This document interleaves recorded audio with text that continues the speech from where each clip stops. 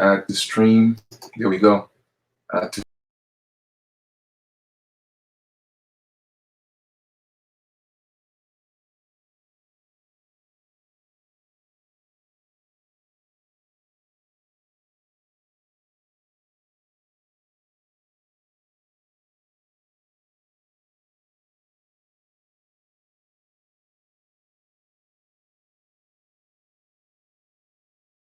add. What's going on, man? But yeah, what's up? What's up? What's up? On mute, Mike. There we go. All right. I think we are good. We good. We good. We good. We good. We good. All righty. Okay. I'm just making sure, man. What's going on here? All right. Let me know if you guys can hear me, man, because like I said, this is a new program and still, working out the kinks. All right. Yesterday, it worked just fine, but hopefully we're not gonna have any issues today. So let me know if you guys can hear me. Today we got a great deal, like like any other day. We're gonna make it good. As you could see, the topic of the live today, and we are gonna go deep and talk about a few things. All right. It is gonna get a little. All right, sound is fine. Thank you, Onyx Thumb Rising. Before I even start this, let me just give thanks, to the great spirit. Give thanks for continuation. Give thanks to my ancestors, my spiritual parents, and thanks to each and every one of you for joining the feed this early evening. Okay, I'm gonna go into this topic today. I'm gonna be as impartial as one can be. This topic is a very sensitive, to others, because to others this is a way of life.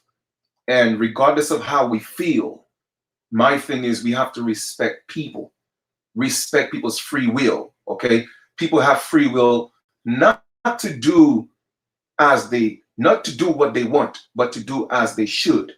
The universe have laws that was put in place, and we, each and every one of us, we have to abide by those laws. And if we don't, then the universe will push back. However, man, and when I say man, that I'm speaking of male man and female man, tend to just do as they please. All right. But I'm not here to judge today. I'm just here to go into the topic. I think it's a topic that needs to be had. I've been meaning to do this for a very, very long time, but I had to meditate on it until I got a lot of clarity into how I should come across and bring this message. Because like I said, once again, it may touch some people, in some deep places, and it may rub some people the wrong way, because a lot of people don't really know how to differentiate their feelings from facts or facts from feelings. So we're going to deal with more of a factual perspective on that, but at the same time being mindful that we have to respect people. So with that being said, let us get into this. The first thing we're going to talk about, because also a lot of people been hitting me up asking me about, well, how do I feel about gays getting reparations? Well, we're going to talk about that a little later in the build. However, we're going to start from the beginning. Let us start from the beginning. Now, everyone, for the most part, who have listened to any of my videos, they will know how I feel when it comes to the Bible on a whole. Okay, the Bible, to me, and I'm just going to reiterate, the Bible was written in an allegorical form. Okay, what does that mean? It means that it wasn't meant to be taken literally for the most part. All right, but certain things are straightforward. Okay, and we could see that manifest in nature. All right, so certain things we really don't have to hurt our heads. It's literally plain as day. It's plain to see. However, it was written in allegory, and the book is a book that they gave us and told us that is the true word of, and I'm going to use that word God very lightly. Okay, that is the true word of God. The Bible is. Now, whether you believe that or not, that's irrelevant today. Okay, we're just going to go based on what we were taught, the foundation that most of us was raised on. Me personally, I grew up in a Christian home. All right. My mother was Pentecostal. My father, and she still is today. As a matter of fact, my sister is married to a pastor, and that's their thing. I respect them for that. Okay. I don't force anything on them, but I do speak the truth from my own studying and my understanding. But at the age of 5, to me, a lot of what was in the Bible wasn't resonating with me. And at the age of 5, I'm talking about at a very tender age. And when I would ask questions, for some reason, nobody seemed to know the answer. Well, it was just, you know what, that's what the Bible says. And nobody could give me an explanation. So at the age of 5, I was a little bit rebellious when it was going to church. Okay. And yes, when you're in your parents' home, you have to do as they say, or else, you get the belt, right? So because I didn't want to go. What kind of saved me a little bit is when I got a little older. I think it must have been 9 or 10. My father, he ascended. So rest in peace, Dad. Rest in power, rather. Rest in power. My father picked up another faith called the Yahweh faith. All right, and within my home, I saw what religion did to my family. Okay, it brought chaos into our home only because my mother, okay, believed in a God. She believed in Jesus, and my father said, you know what? Well, that wasn't his name. So his name was Yahweh or Yeshua, whatever the name was. You feel me? And that kind of caused a little separation, but it worked in my favor. Now that maybe was a little bit selfish of me, but I used that to my advantage. You feel me? Because when my mother wanted me to go to church, I would go to my father and be like, well, Daddy, Mommy want me to go to this. And then that would create a little tension. Now, I have to ask for forgiveness for that. You know what I'm saying? Because I was playing both sides. But when my father wanted me to go with him, I would go to my mom. So sometimes I got to stay home. All right. So just a little story here. But anyway, that kind of saved me a little bit. All right. So I'm saying all that to say I'm gonna go from the very beginning, and we're gonna take it from whether you believe the Bible to be true or not. It doesn't matter. I'm going based on the foundation that we were taught. So what we're gonna do is we're gonna talk about homosexuality first. A lot of people have had this argument or this debate that it's natural.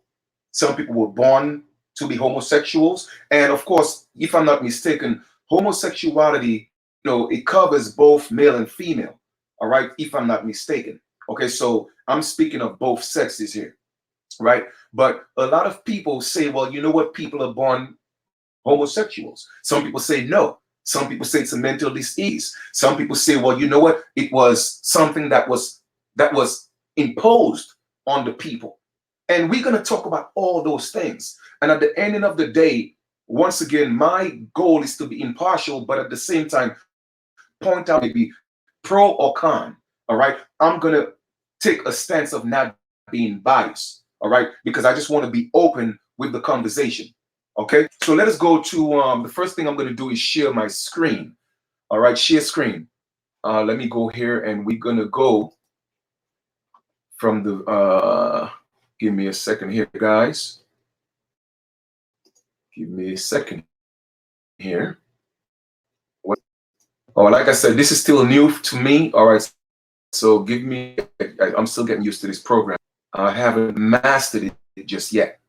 So where we at? Where we at? Where we at? What am I doing here? What are you doing here, Chief? Okay, so share my screen. I'm gonna get this. I'm gonna get it. All right, there we go. Let me see. Share my screen. Click on that. Screen sharing is easy. All right, beautiful. Share my screen. Let me see if that's gonna work. Click on here and share the screen. Beautiful. Good. Let us go here. All right, so I'm sharing the screen right now. I'm also looking on my phone just so I'm actually seeing what you're seeing. Let me make sure that there's a slight delay, so bear with me, guys. Bear with me, okay? All right, here we go. Perfect. Okay, so we're gonna look at this from a Bible perspective, okay? And we're gonna look at it from what the Bible said what the Bible said in Genesis, okay? From Genesis chapter 1, we're going to go from the very beginning, and then I'm going to take you to another website, okay? That it's a website of a church that speaks on homosexuality and the way they feel, or how they felt about what the Bible had to say about homosexuality. So let's get into this, all right? Genesis chapter 1. So of course, for those of us who are familiar with the Bible, we were told that in the beginning, God created the heaven and the earth, blah, blah, blah, come down to, created the land, the trees, the sea, the fish, the birds, the animals, all that. But then after creating all that, God said, well, okay, well, and I'm using that word God very lightly here. Okay, so please let us not get into the semantics of the words. All right, today's about the message and not the semantics of the words. All right, not the wordplay. We're just going to keep it real simple today. Okay, so please do not judge me for certain things, certain words that I use. All right, I'm not going to be too particular with that today. I'm just going to focus on the message. All right, so let's look at Genesis 26. Okay, Genesis chapter 1, verse 26. And God said, let us make man in our image, after our likeness, and let them have dominion over the fish of the sea, and over the fowl of the air, and over the cattle, and over all the earth, and over every creeping thing that creepeth upon the earth. 27. So God created man in his own image. In the image of God created he him. Male and female created he them. So based on what the Bible is saying, God created male man and female man. Okay, male and female. That's what God created from the very beginning. All right. Now, once again, I'm saying for those who say that the Bible is the true word of God, well, this is what the Bible is saying. Now, do we have anything to prove otherwise? Not really, because when we look around, we see male and female. So with that chapter right there, or that verse rather, then that there's some facts to that. Because I'm a man, I'm a male man, right? And I also know female man. So therefore, 27 makes sense. And we could back that up by facts, right? Let us go to 28. And God blessed them, and God said unto them, be and multiply, and replenish the earth, and subdue it, and have dominion over the fish of the sea, and over the fowl of the living thing that moveth upon the earth. Now, that verse is important for many, many reasons. But today, we're just going to look at a few words, all right? A few words in chapter 1, verse 28, all right? We're going to look at the word be fruitful, okay? Multiply and replenish. Now, those three words right there, all right, that pertains to man and woman, all right? Man and woman. That's a covenant between the Creator, between God, man, and woman. That is the covenant. That's what we were brought here for, to be fruitful, multiply, and replenish the earth. That's our job, okay? That's our job, to be fruitful. That means you have to be able to produce. To multiply, that means you have to be able to produce. To replenish, that means you have to be able to reproduce. All right? Those three words right there. So let's keep that in mind. Okay? Now we are talking about the Bible here. Whether you believe it to be true or not, can we look at based on what's being said in verse 27, that male and female was created, can we prove that? Yes. I'm a man. My mother is a female. I came from a woman, right? 20, fruitful. Did my mother and father, were they fruitful? Well, I'm here, yes. Did they multiply? Well, I'm here, yes. Are they replenishing? Yes, I'm here. And I'm going to carry on that legacy. So right there, we could say that that's facts. That's facts. Whether you believe the Bible to be true or not, that's facts. It takes a man and a woman to be fruitful, to multiply, and to replenish the earth. Okay? So once again, I don't want to be biased here. Let us look at what the book is saying, cross-reference that to what's manifested here on earth in nature. Okay? let us go now for you who want those links. All those links are below the video, so you could do your own research and interpret that in whatever way that you can. All right. But now, once again, my goal here is to be impartial and look at things in nature, but still at the same time be mindful that this is very personal to some people. So by no means I'm going to be judgmental and be disrespectful, because that's not me anyway. All right. So let us go here to the next link. I have all those links in, well, I could kind of like close that out just to, because when I have so many links open, it kind of slows down, you know, the feed. So every link that I kind of go through, I'm going to close it out so we could have, you know, like smooth sailing here. Okay. Now, this is a website, and this is www.firstdallas.org. Okay. And it's actually a website of a church. It's a ministry, I think it is. All right. Let's take it from the top and let's see what it says at the top. It says the First Baptist Church. So this is an actual church. Okay. It's a church and it's their website. And it says what God says about homosexuality. And that was posted November 1st, 2017 by Dr. Robert Jeffries. Okay, I'm assuming that that's the pastor of the church. I don't know. But like I said, I'm assuming. So if I'm wrong, forgive me for that. And they have the flag, which is identified as the gay flag. Okay. Now it says, if there is a man who lies with a male, as those who lie with a woman, both of them have committed a detestable act. And that's Leviticus 20:13. But when I was reading that, to me, it was very interesting. Okay. And whether you guys agree with me or not, it's okay. I'm just, like I said, I'm just dealing with the facts. All right. So let's read. What does the Bible say about homosexuality? Leviticus 18:22 says, men shall not lie with a male as one lies with a female. It is an abomination. Leviticus 20:13 says, if there is a man who lies with a male as those who lie with a woman, both of them have committed a detestable act. God's word says the homosexual act is detestable.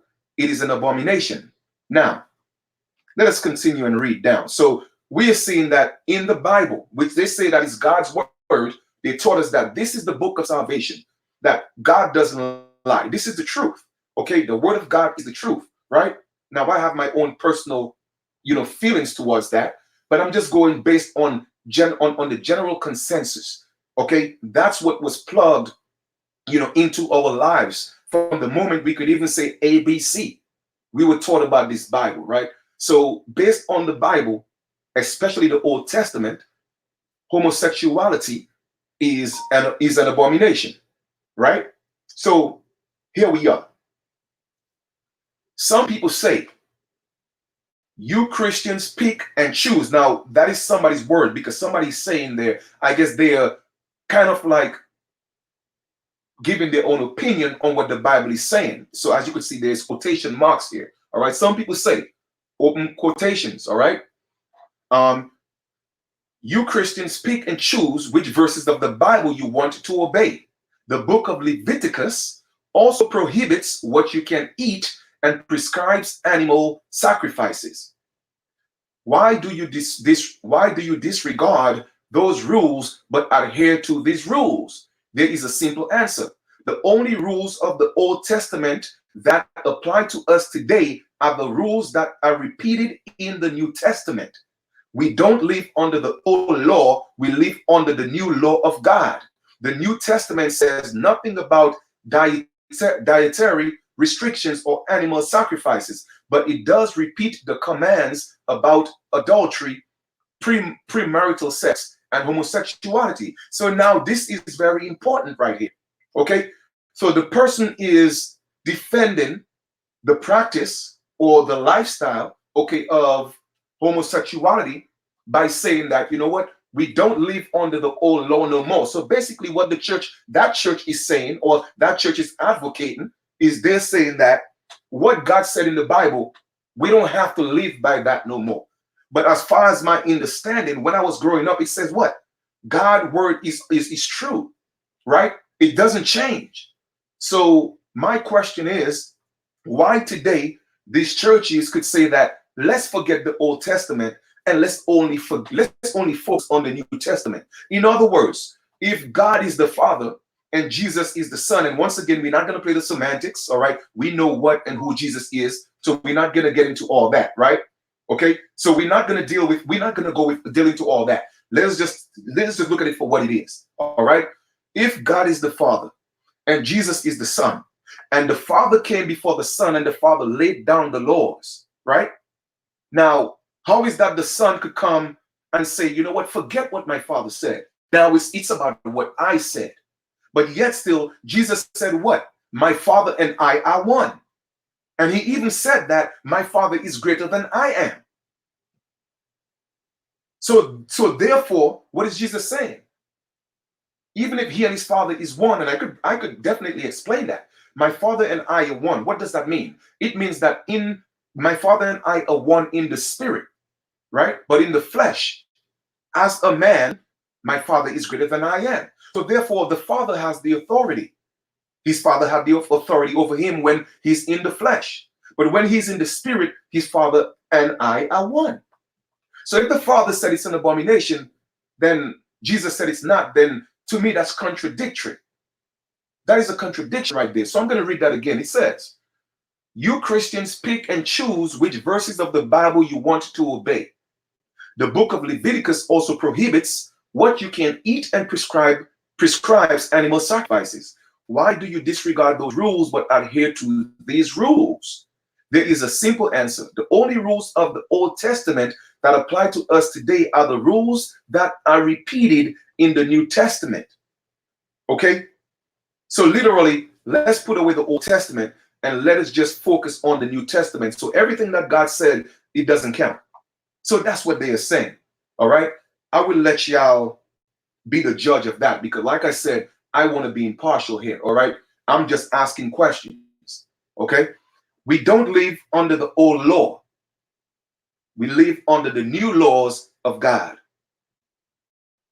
The New Testament says nothing about dietary restrictions or animal sacrifices, but it does repeat the commands about adultery, premarital sex, and homosexuality. Let's read a little bit. 22 to 27, Paul said, for the reason God gave them over to disregarding passions, for their women exchanged the natural. And in the same way, also the men abandoned the natural function of the woman and burned in their desire toward one another. Men with men committing indecent acts and receiving in their own persons the due penalty of their error. The Bible says homosexuality is against God's natural law with severe consequences. You can be forgiven of homosexuality. You can be forgiven of any sin, but to be forgiven of a sin, you must admit you have sinned. The Bible prohibits homosexual behaviors. The New Testament also prohibits homosexual marriage. Jesus talked about this in Matthew 9:19. The Pharisees said, it is lawful for a man to divorce his wife for any reason at all. Jesus answered, have you not read that he who created them from the beginning made them male and female and said, for this reason a man shall leave his father and mother and be joined to his wife, and the two shall become one flesh. So they are no longer two, but one flesh. What therefore God has joined together, let no man separate. Okay?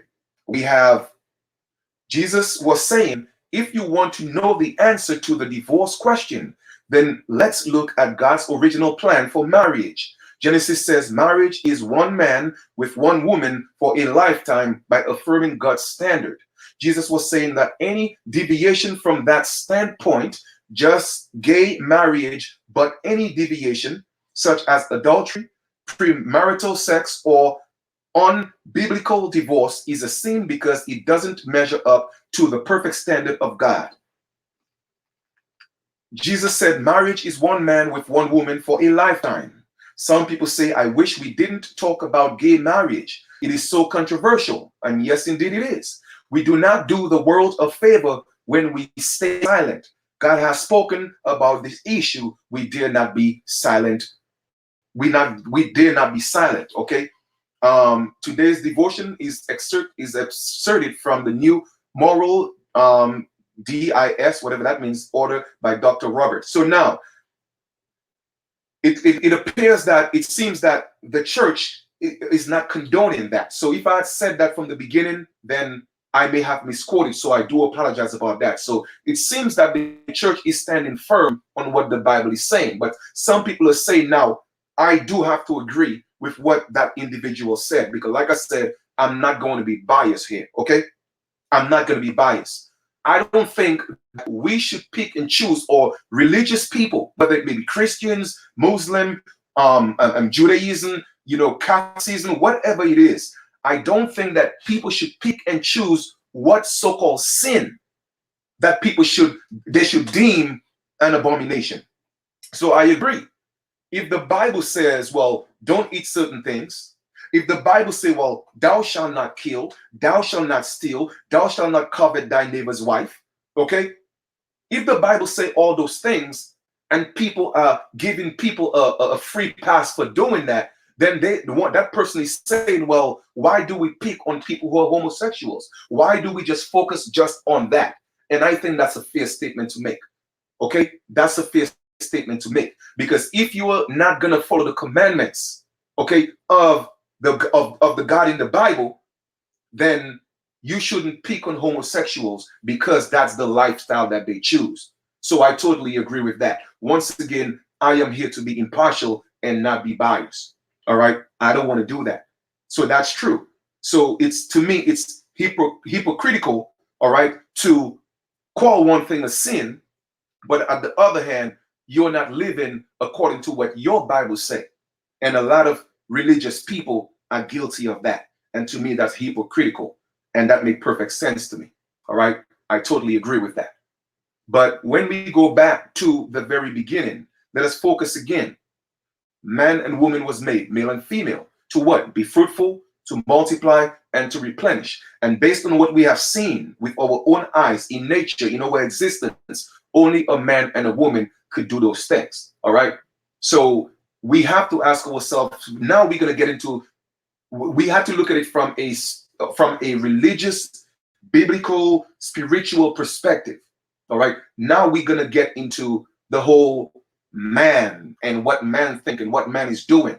Now, whether it's natural or not, well, all that's left to be seen. All right. Because once again, like I said, I'm not here to judge people based on their life that they live. You do you. All right. And you answer to the Creator, the Most High, or God, when you meet the Most High. All right. I am not here to judge. So let's continue and get into this. All right. So the next one I'm going to share with you is, let us go look at, let me see where we at. So let me just close this out here for a second. I'm going to close this out. And we're going to go into a flashback. All right. We're going to go into a flashback because we're going to tie everything in. We're going to tie everything in because you see, when I was growing up, right? When I was growing up, in the islands, a very, very, like Dominica, a very small island, right? And as far as I know, okay, I had never seen anybody who called themselves a homosexual. However, there was one guy who kind of like acted like a girl. And back in the islands, we call them what they call CC, right? So that's what they would call him. But he had girlish ways, but he was always hanging with girls. But I never saw him with dudes or men. You see what I'm saying? So I can't say he was a homosexual, but I do know that he had female tendencies. All right. So that was the extent of what, people may deem to be a homosexual. So I really didn't grow up around that. You see what I'm saying? So at the end of the day, I can't tell people what to do and what not to do with your life. But I think personally, we have to get into this because whether it's natural or not, okay, if we take our emotions out of this, we have to be true to ourselves and realize that there is some agenda today. Okay, there is some agenda today. Mind you, whether you think people was born to be homosexuals or is something that they picked up from learned behaviors, I don't know. Okay, I don't know people's story, but I do tell you, and this is my opinion now, because I'll tell you what it's my opinion. This is my opinion now that there is an agenda today, and I'm going to prove that. Now, I'm not here to prove today that you shouldn't be a homosexual, okay, or you shouldn't be a lesbian. I'm not here to prove that. I can't tell you what to do with your life. However, I am here to prove today that there is an agenda going on, okay? There is an agenda, and we're going to break that down, okay? Let us go as early as we can, okay? And let's do a flashback. Today in 1973, the APA removed homosexuality from the list of mental disease or mental illness. When I was growing up, okay, I would always hear people say, that homosexuality was a mental illness. Okay, so let's read a little bit. On that. For 40 years ago, the American Psychiatric Association (APA), the largest psychiatric organization in the world, made history by issuing a resolution stating that homosexuality was not a mental illness or sickness. This declaration helped shift public opinion, marking a major milestone for the LGBTQ equality. The resolution stated, "We will no longer insist on a label of sickness for individuals who insist that they are well and demonstrate no generalization impairment in social effectiveness." The statement continued to say, the APA supports civil rights legislation at local, state, federal levels that would ensure homosexual citizens the same protections. Now, let me ask you a question. Am I against, homosexuals or the LGBTQ? Am I against them, fighting for equal rights? No, absolutely not. Okay? Just because you have a lifestyle, it doesn't mean that, you should be persecuted for that. That is not our place to judge. You feel me? That is between them, just like how everything we do is between us and the Creator. All right? So I have to be, once again, I have to be impartial here. Everybody deserves to be treated with respect. Okay? As long as they're not hurting people, all right? Man, listen, do you. All right? That's all I'm just saying. But keep in mind that you have to be respectful. The same way I have to be respectful of people, I want people to be respectful of me. That's not my thing, so just don't bring it to me. That's just my thing. All right? Don't bring it to me. I don't play that. All right? That's your lifestyle. I respect that. All right? But just do you, and, just don't violate. All right? And be good. All right? But earlier on, it was considered to be an illness. Now, whether that's true or not, I don't know. I'm not a psychiatrist. I haven't tested people's minds. I can't tell you whether it was a mental disease or not. I cannot tell you that. So I'm not going to I'm not a professional. So I'm going to leave that alone. I will let y'all interpret that for yourselves. Okay? So let's leave that alone. However, I will say that I'm going to stick to what I said. There is an agenda going on today in respect to people who are homosexuals and live that lifestyle. Okay, whether you feel you was born that way or it's something that you feel I have a right to be, that's on you. You have free will to do as you should, as you please. But if you choose to do what you please, then that's on you. However, there is an agenda, and that's what I'm going to point out today. All right, that's what I'm going to point out today, because obviously homosexuality wasn't meant, okay, to so a man and a man could produce, or a female and a female could produce, be fruitful and multiply, or replenish the earth. Obviously, that's not the natural order of things. It's not when it comes to what was said in the Bible. So why is there an agenda today? Now, some people may say, well, Chief, you know what? There's not an agenda. Well, I'm going to prove to you there's an agenda today. All right. What we're going to do is this. We're going to go to first, let's go look at atrazine. Okay. Let's look at atrazine and let's see what that is. Because for people who want to debate and argue whether it's natural or not, okay, that's a great debate. That's a great debate. Okay, but we're not going to debate that today. We're just going to point out the agenda, and based on the agenda, then you have to ask yourself, is it natural or not? Let's go look at atrazine. Okay, because if things is supposed to happen naturally, then we shouldn't have to be taken, or there shouldn't be any type of drug, okay, that's going to be put in food, water, spray in the sky, or whatever, all right, to change people's hormones. Allow people to be who they are naturally. That's all I'm just saying. So let us read it. Let us look at atrazine here for a second. Atrazine is a herbicide of the triazine class. Atrazine used to prevent pre- and post-emergence broadleaf weeds in crops such as maize, corn, and sugarcane, and on turf, such as golf courses and residential lawns. It is one of the most widely used herbicides in the US and Australian agriculture. As of 2001, atrazine was the most commonly detected pesticide contaminating what? Drinking water in the United States. I'm going to read that again.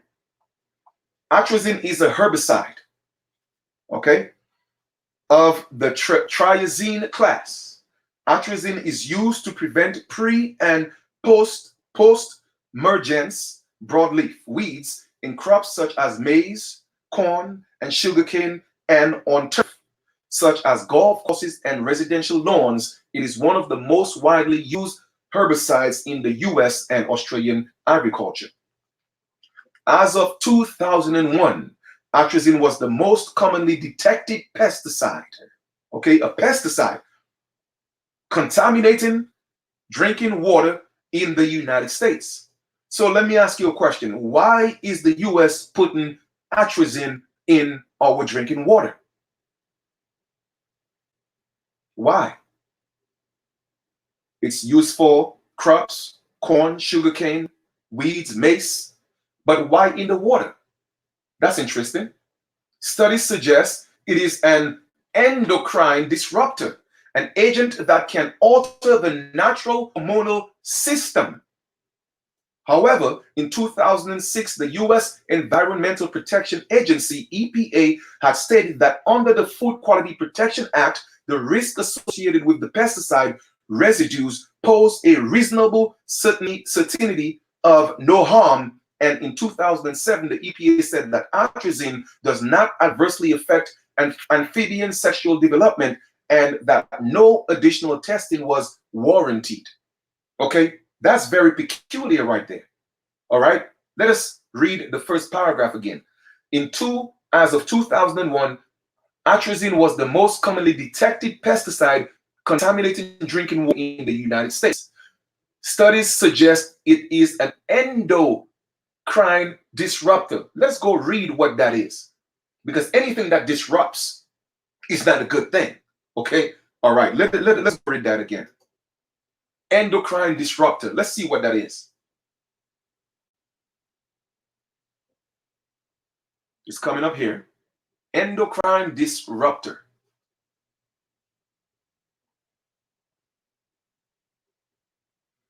I see that somebody just, Fury Taino Aborigine. Once again, thank you for always supporting the super chat. All right, so I'm looking at the screen right now. So if I miss anybody who have supported the super chat, please, I will go back and check and give you guys a shout out, right? So what is an endocrine or endocrine disruptor?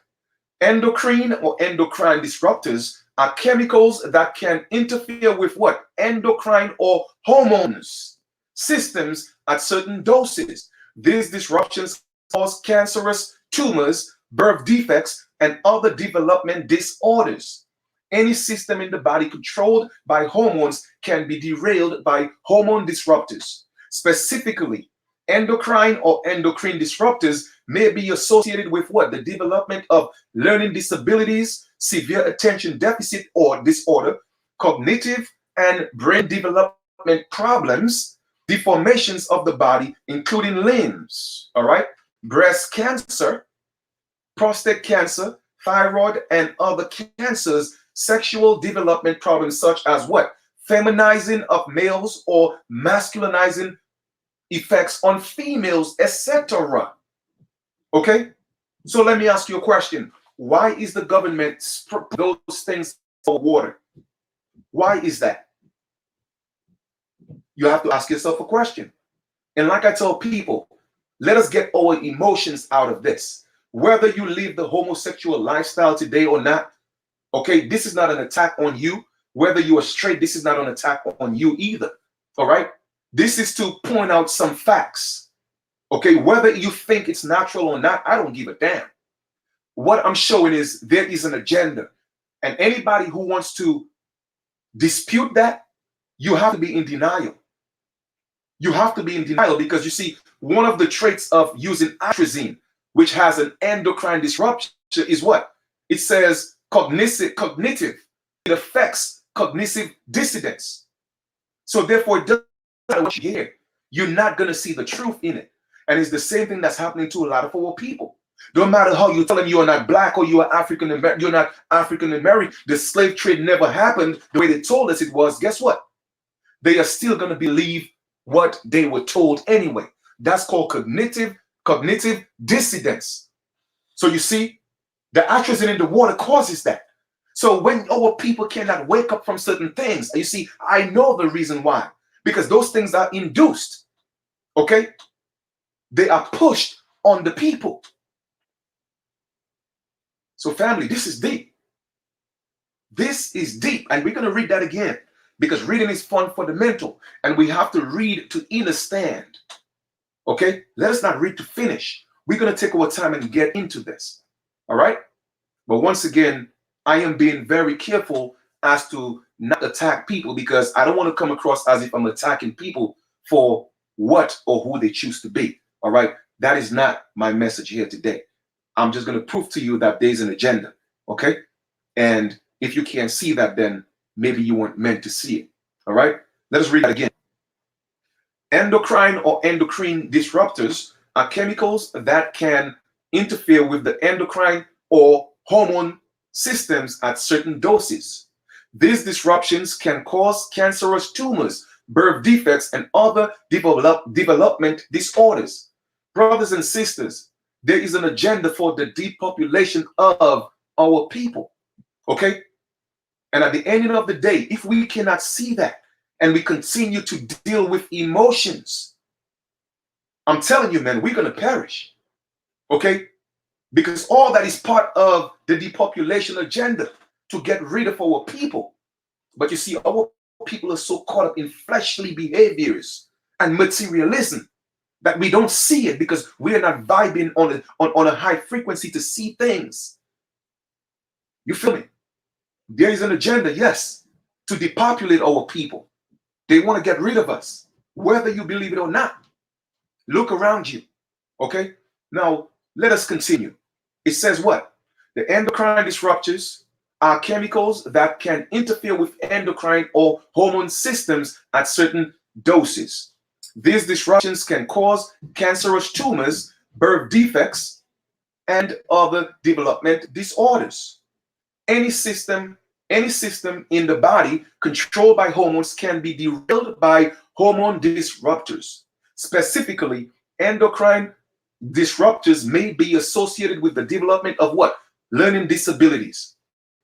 So you got your children drinking these waters, and don't think because you're drinking water in bottles, don't think it don't have atrazine in it as well, because it is not spring water, it is not distilled water. The majority of the water, 95% of the water that people drink, it has atrazine in it. There is an endocrine disruptor in it, okay? And it enables learning disabilities, okay?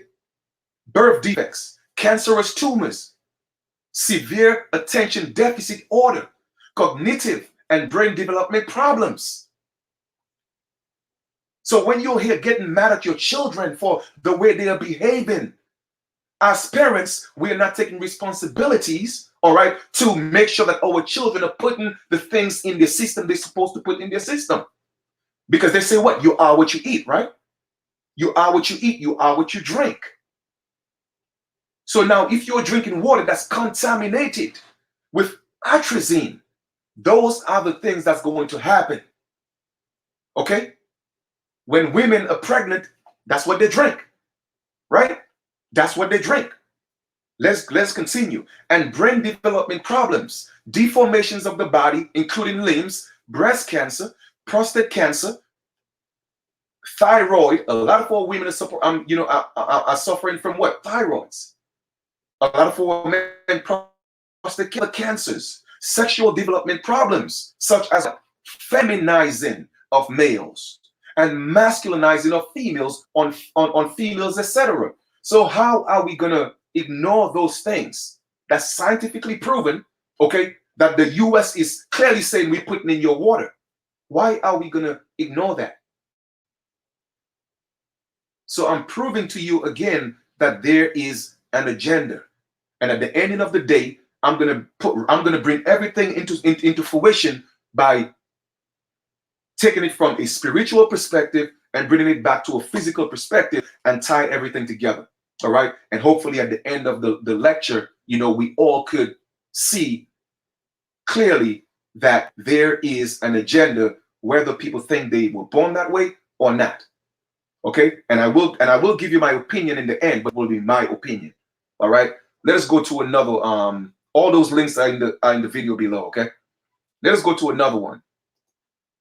We're going to go to BBC.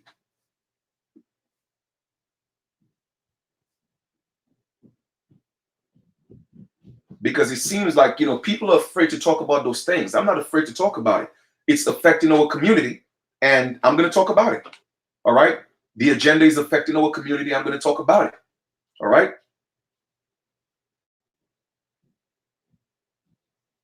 Now, Mercury is another one. Mercury is another one. All right. Mercury.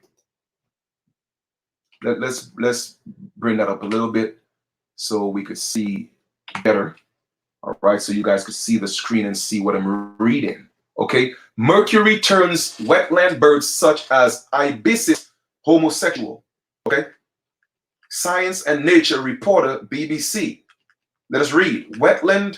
Wetland habitats are particularly vulnerable to mercury contamination. All those things they are contaminants, all right, that they put in water, they put in foods. Now let us read here for a second. Come on. All right. Come on. Here we go. Mercury affects the behavior of white ibises by turning them homosexual with a higher doses, resulting in males being more likely to pair with males. Scientists in Florida and Sri Lanka studied the effect of mercury in the bird's diet. Their aim was to find out why it reduced the ibis's breeding. Mercury population can come from burning coal and waste and runoff from mines. The report is proceeding of the Royal Society B shows that wetland birds are particularly badly affected by it. Although the researchers already knew that eating mercury-contaminated food could affect an animal's development, they were surprised by the strange results of this experiment.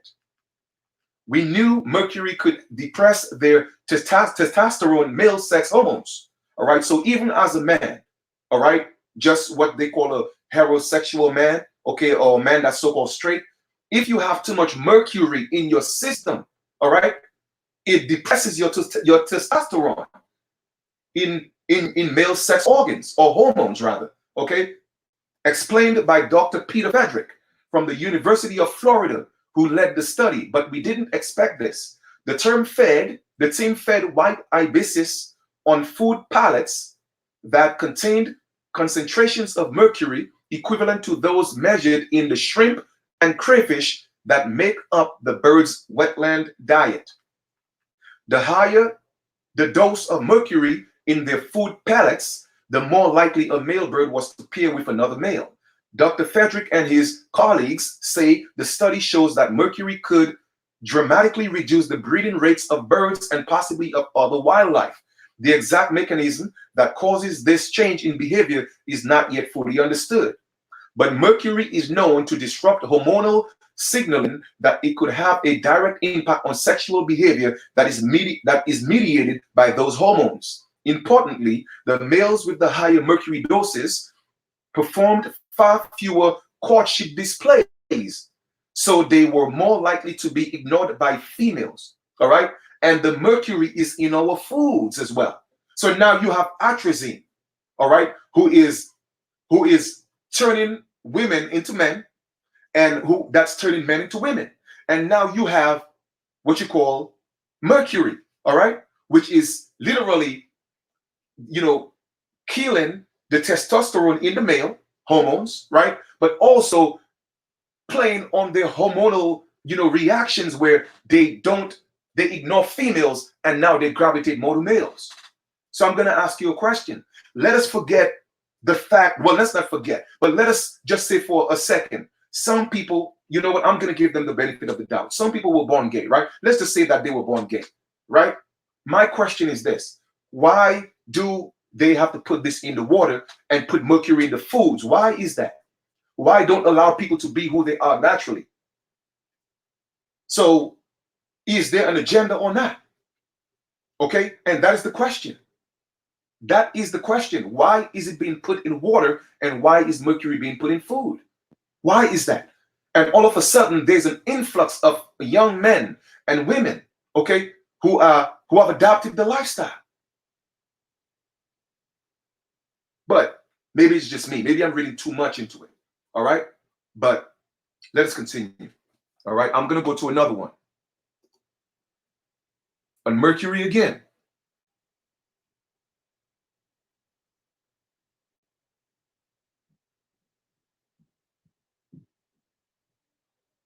All right, give me a second here.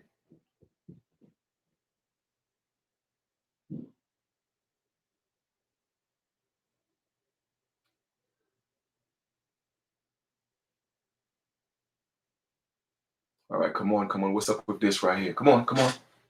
All right, give me a second, guys. This is loading. All right, so just give me a second, all right? It's loading, it's loading, it's loading. What's going on here? What's going on? All right, national, what's going on, man? Birds. All right, I think I have, let me see what it says here. You just, so you're dealing with plan backwards, modified in the 60s too. All righty, so what I'm gonna do is, I'm gonna share this. All right, so it seems like this link is opening up, so I'm gonna go to the next one. All right, but before I do, let me just send something to myself. That's to me. Oh, that's the same thing. That's the same thing. So that is the same thing. That was just another source that was actually talking about that. So that the birds, the geographic now national so it wasn't just one source that was saying that. Okay, also the National Geographic. So I'm showing you that there are different sources that's pointing that out as well. All right. So we're not going to read the entire thing. We're not going to read that at all because I've already given you the reference. However, pardon me, it is the same thing that BBC said. The National Geographic is also saying that as well. Okay, let me see if I could, for some reason my screen is sticking. Let me close that out. I don't know why the screen is sticking, but you know how we do sometimes, right? You know how we do sometimes.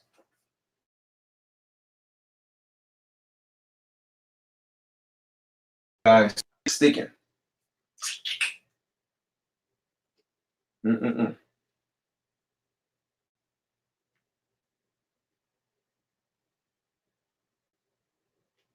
All right. Okay, the screen is sticking, huh?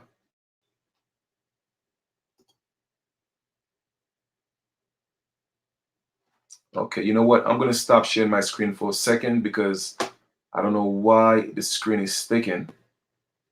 I have no idea why it's sticking, but just come on, man, for real. All right, I'm gonna stop sharing for a second. Stop sharing the screen. Okay, and let's go back to the live feed. Ah, come on.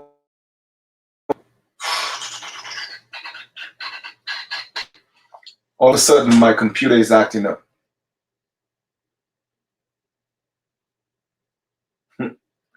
All of my computer is acting up. You know, I'm not gonna think everything is a conspiracy theory, all right? So I'm not gonna do that. Let me just come back to the live feed, and I'm just gonna leave it as that, all right? I'm just gonna leave it as that. Oh, come on.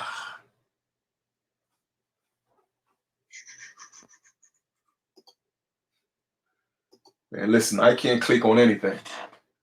Literally, my screen is froze. I can't click on anything. I know you guys are hearing me because I could see myself talking, you know, on the phone, but you know, my screen is freezing up. Mm. But anyway, there and that's why, you know, like I said, I want to approach this, you know, and keep in mind that it's a very sensitive subject and topic, all right? Because regardless whether it's an agenda or not, there are people who are living that lifestyle, all right, and they truly think that they were born that way. Now, whether they was or not, man, listen, that's on them. But my thing is, I want people, whether you are gay, homosexual, LGBT or not, all right, I want people to see and be true to themselves. And you tell me if there's not an agenda going on. You tell me, all right? Because once again, if there wasn't, why would you want to put that in water? Drinking water all over the use? Why? Why put mercury in all the foods? Why is that? Hmm? That's my question. So maybe the question is not, I don't know if it's a legitimate question to ask, but you know, I would ask. All right, let me see if I could click on this link, because come on, stop. All right, I want you to work. It was working just fine. Now all of a sudden you're not working. Oh man. Hey, hold on for a second, guys. Hold on. Let me just try to figure this out. I know y'all in the chat doing y'all thing, so let me just try to figure this out, okay? Give me a second here. It says loading.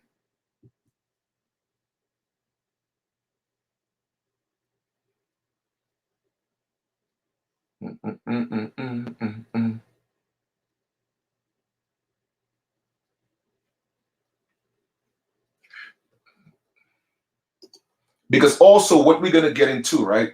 We're gonna get into, you see, we're gonna literally cover the whole spectrum of this, because there is a lot of young brothers and sisters that are missing all over the United States.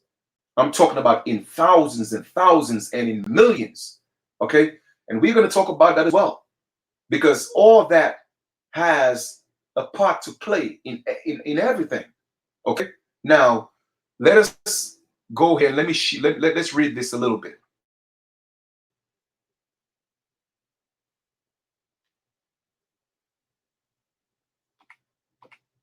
I'm going to make an attempt to share my screen again, and hopefully it's going to work, all right? Hopefully it's going to work.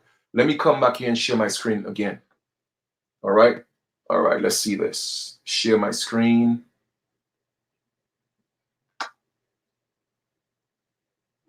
Share my screen, share my screen, share my screen.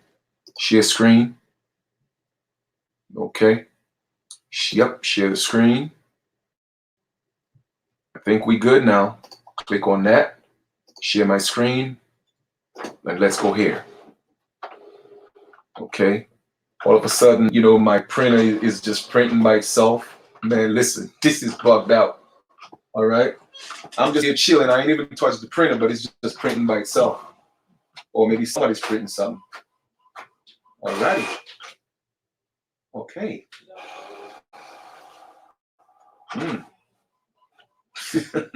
Anyway, that's a little weird, but here we go. All right.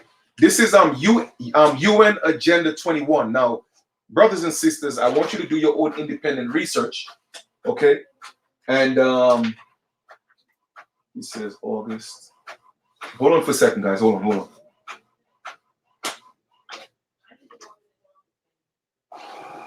All right. UN Agenda 21, depopulation of 95% of the world has begun. Now, once again, I'm not into conspiracy theories, so do your own research on that. I'm just reading information, okay? You was printing something? Yes. Oh, okay, okay. I was like, hold up. I thought I was bugging. I put the rest here, that, not that, but that from this right here. Yeah. Okay. All right. Okay. It says, this remarks to 1969, Dr. Richard Day, everything is in place, and nobody can stop us now. These remarks to the Pittsburgh Pediatric Society were reported by Dr. Lawrence Dungan, a Pittsburgh pediatrician who died in January 2004. Despite a new world system already in place, which would permanently transform the world. Dr. Day, who died in 1989, wanted the 80 or so physicians present to be prepared. Quote, from the 1969 by ruling elite insider Dr. Richard Day, who kept apologizing, saying, I am sorry, there is no other way. For what they are now unleashing on society, all pornography, homosexuality, drugs, crimes, social family breakdowns, mass unemployment, terrorism, wars are not random. Because of moral breakdown or so-called fallen nature, it was planned, designed by the ruling elites before 1969 as the way to reduce population and bring in the new world order, which George Bush Sr. and other politicians have spoken about in speeches. They talk about 90% of the world population reduction, but they don't tell you that they plan to kill millions of people using vaccines, terrorist wars, euthanasia of old people, and any means necessary. Once again, those are not my words. I'm just reading, okay, an article. Okay, so do your own due diligent research, all right? Don't take my word for it. I'm just reading the article. Quote, Dr. Richard Day, everything is in place and nobody can stop us now. He said, as we listened to what he was about to present, he said, some of you will think I am talking about communism. Well, what I am talking about is much bigger than communism. At that time, he indicated that there is much more cooperation between East and West than most people realize. Haven't I always told you that? At the end of the day, these people are all friends. Give me a second. Right? At the end of the day, these people are all friends. Don't let them fool you with all their fake wars and all their fake beefs. Okay? It is not real. It's all planned. It's a big stage and they're all actors. Okay? In this introductory remarks, he commented that he was free to speak. He was free to speak at this time. He would not have been able to say what he was about to say, even a few years earlier. But he was free to speak at this time because now, and I'm quoting here, everything is in place and nobody can stop us now. 1969 NWO warning speech by Dr. Richard Day. And there's a link there. There's a video. I will also put that in the link below. At 1932 minutes, teaching school sex education would lead to more pregnancies, but this would not be a problem. Taxpayers' money would be given for abortions, and homosexuality would be made illegal and encouraged, and promiscuous sex would be encouraged to break down family values as part of the depopulation agenda. And then they're talking about that video, okay? And I'm going to put that in the link so you could see it yourself. At 37 minutes, there are cures for every type of cancer held in Rockefeller Institute, but releasing it to the public would cause the population to increase. At 32 minutes, they have ways to cause someone to have a heart attack to assassinate anyone. At 42 minutes and 10 seconds, Christianity will be ended after the Roman Catholic Church is removed. A new religion will be created with qualities of all other religions combined to appeal to everyone. At 43 minutes, the Bible will be rewritten to fit in with the new religion. At 54:18 minutes, alcohol and drug use would be increased to reduce civilized society and to increase the law of the jungle and the law enforcement would be increased to deal with it. 1969, NWO warning speech by Dr. Day. Listen to one whatever recording. This is the transcript of 3 tapes recorded by Dr. Lawrence Dungan at a lecture titled A New World System by lecture speaker Dr. Richard Day, medical director of Planned Parenthood, the new modern title for Nazi eugenics. Okay, it says, Don recalls the idea was you could get a little bit disgusted with your Ford, GM, or Chrysler product or whatever, because little things like window handlers would fall off more, and plastic parts would break, which, had they been made of metal, would hold up. Your patriotism about buying American would soon give you way to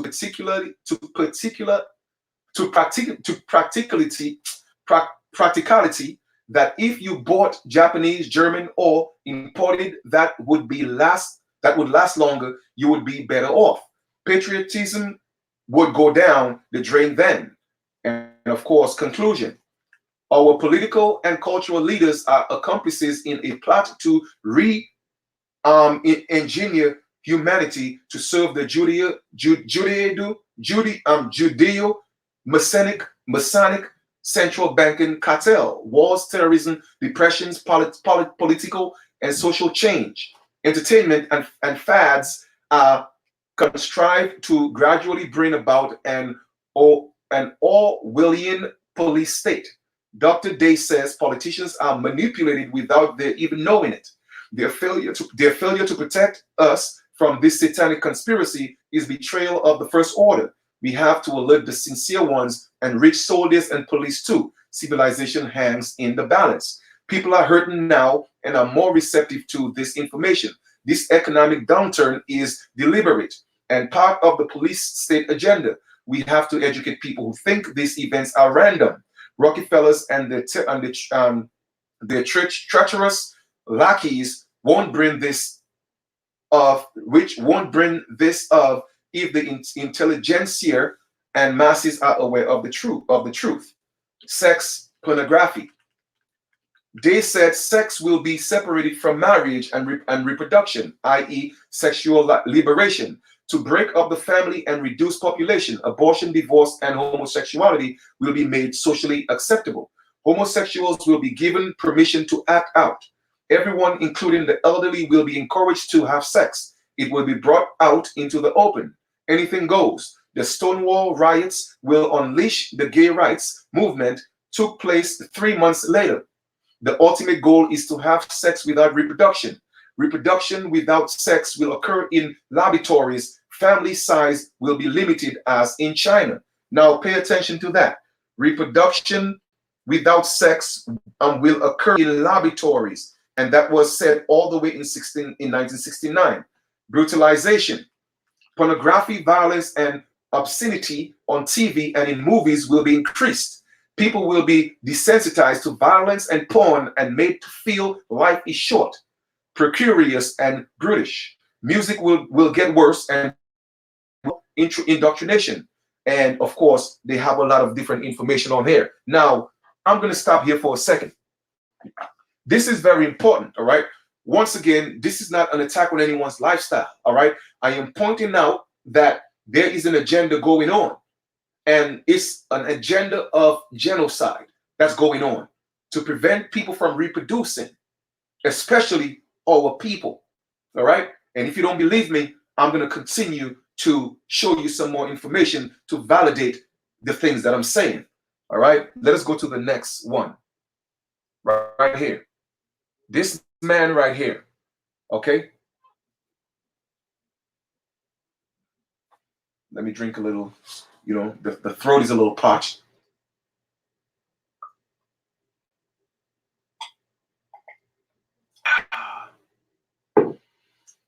All right, the screen's taking a little time to load, all right? So forgive me, guys. There seems to be a slight delay, okay?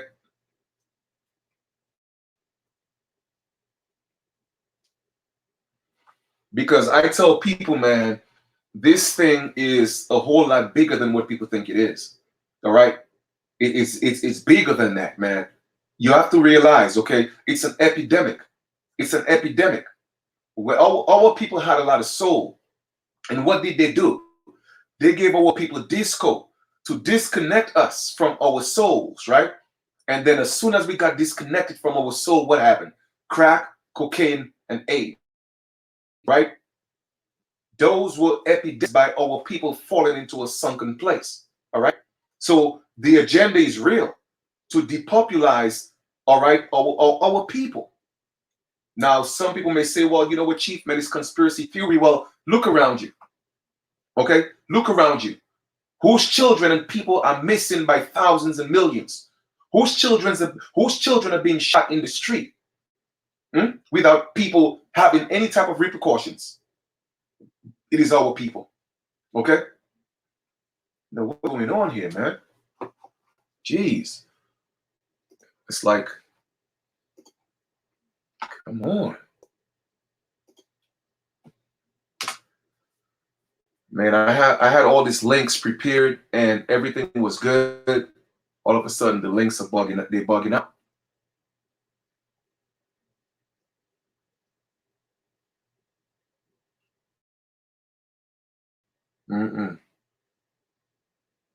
It's loading. It's loading.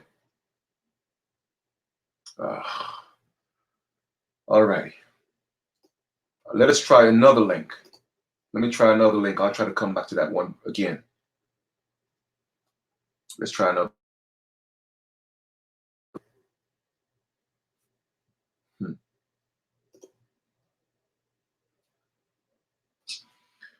Oh, man. All right. No, I'm not interested in that. No, thank you.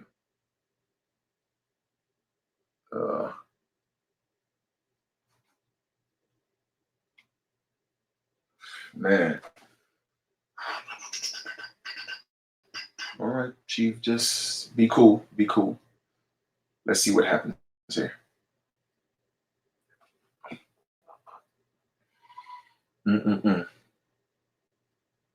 All right, bear with me, guys. Bear with me. For some reason, these links are getting stuck.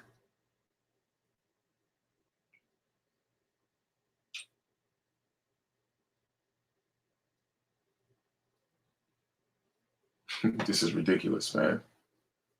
This is ridiculous. All right, here we go. Here we go. Something is happening now.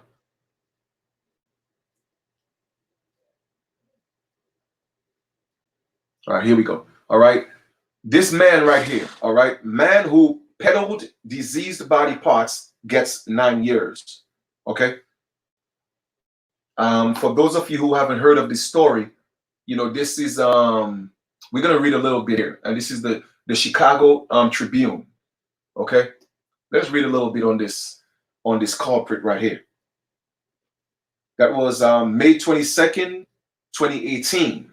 All right, let us read a little bit. I'm not sure if you guys are familiar with this right here, but we're gonna go back into it.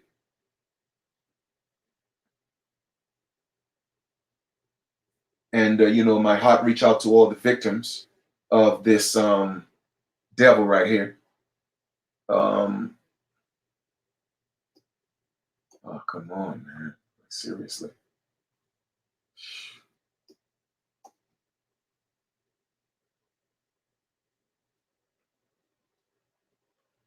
And I will show you the double standard, all right, here. Okay, it says, in this February 2016 file photo, Arthur Rathburn of Grosse Pointe Park, Michigan, walks out of Theodore Living United States courthouse in Detroit. Prosecutors are seeking 14 years prison sentence for Rathburn, convicted of dealing diseased body parts for medical training. Regina H. Boone / Detroit Free Press. Detroit.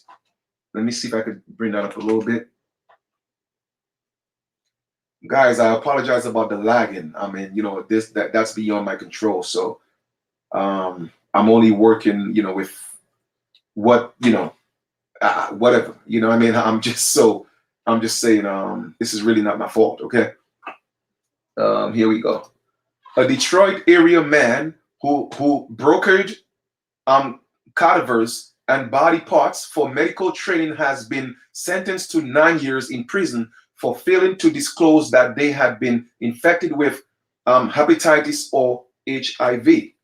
Arthur Rathburn showed no remorse Tuesday during rambling remarks to a federal judge. He blamed any problems on groups that supplied him with bodies donated for medical research. He insists the bequests were what the man.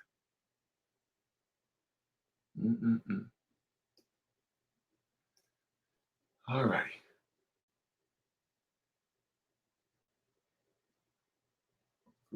Remorse. Okay, so he bequests were put to great use. In January, Rathburn was convicted of fraud and shipping hazardous materials. Investigators say he regularly supplied. Come on, man. Yo, this is ridiculous, man. Like, for real. Yeah.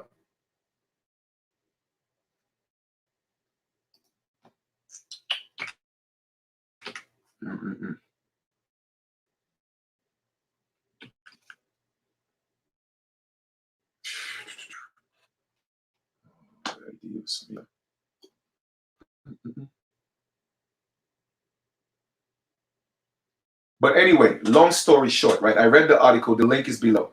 This man, all right, Arthur Rathburn, he was, selling body parts, okay? And I'm talking about he made millions.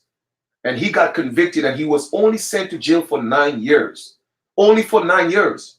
But yet still, all right, you have brothers and sisters who get caught in the streets with a little roach and they go to jail for longer sentences. But this man was convicted for selling body parts. All right. Right? And at some point he said what? It was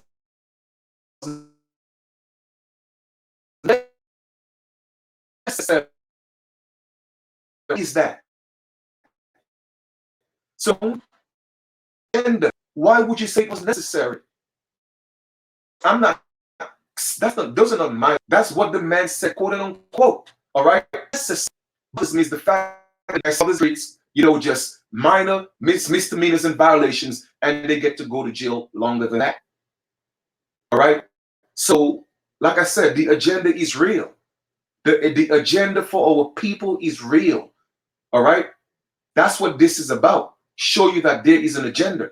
But I'm going to tie all this in, okay? Because our children are missing by the millions. And why are they missing is because their body parts are being used, family, because they are creating a new species of people. Now, some people may think, oh, this is crazy. No, I'm not wilding out. I'm not bugging. I'm totally sane. I'm totally competent, okay? But this is real, okay? This is real. They are creating a new species of people to replace natural people. Okay? But this thing is acting up, so it is what it is. Let me close this out. All right? But all that stuff is in the link below, so you get to read it yourself. But this dude, like I said, this dude literally was selling body parts. He got caught. He got convicted. Okay? He made millions. And he only went to jail for 9 years. Only 9 years. All right? But they have our people in the bottom of the jail cell for a blunt. Okay? Tell me there's not an agenda. I'm just saying. Let me see if this one is going to open up. It's not opening up. All right, let's go to this one right here.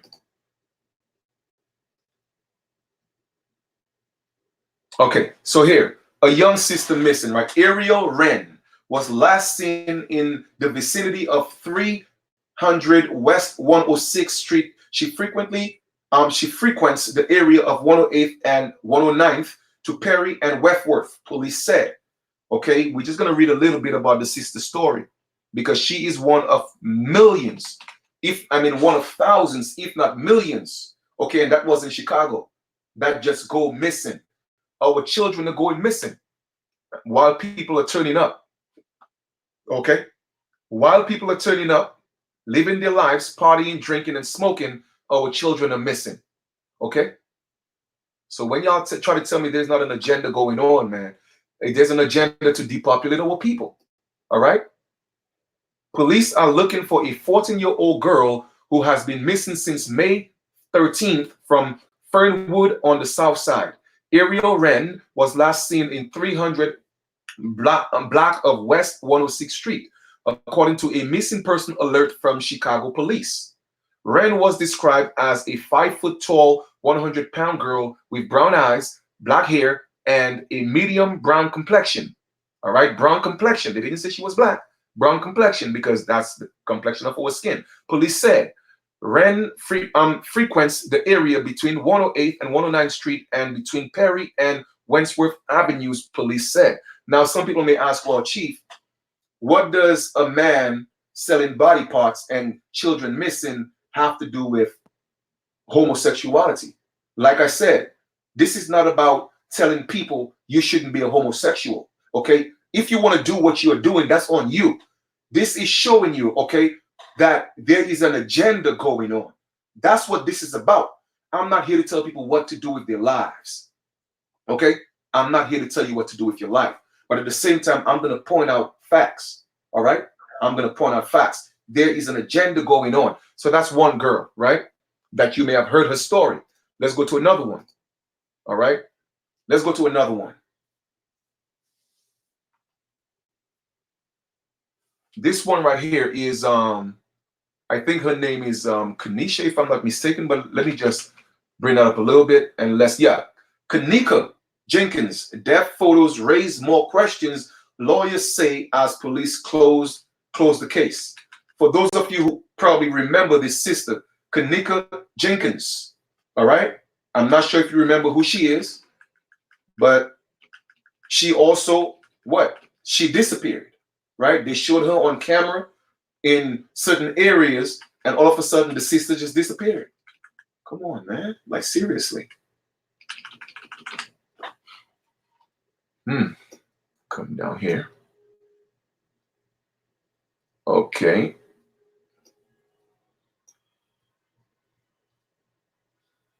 Maybe it's this, you know, these sites, because they have so many ads on them. I think that's why it's probably sticking. Okay. But anyway, it says Rosemont authorities announced late Friday that they have closed the investigation into Kanika Jenkins' death and determined it to be accidental, saying there is no evidence that indicates any other conclusion. However, lawyers for Jenkins' mother says graphic police photographs taken after Jenkins' body was found raised more questions than answers. Let's read some more. As part of the release of documents and videos related to the case, Rosemont officials on Friday posted on their website dozens of post-mortem photographs of Jenkins taken while her body was still in the hotel freezer where she was found dead. Police showed the photographs to Jenkins' family on Thursday, and Sam Adam Jr., a lawyer for Jenkins' mother, Teresa Martin, called them graphic and disturbing images that inexplicably show portions of Kanika's body exposed. The release from Adam and Martin's other attorney, Larry Rogers Jr., said the photos of a personal, private, and indecent nature. Jenkins, 19, was found dead in a Rosemont hotel freezer September 10. About 21 hours after she went missing following a party she attended in a 9th-floor room. According to Rosemont police reports, she was found on her side, face down, with her left arm underneath her hair, right shoe of, and a small cut on her right foot. The photograph showed that Jenkins was still wearing the jeans and jean jacket shown in the surveillance videos of her walking through the hotel before her death, but the shirt beneath her jacket was pulled up, exposing her breast, a police report said. All right. Oh, come on.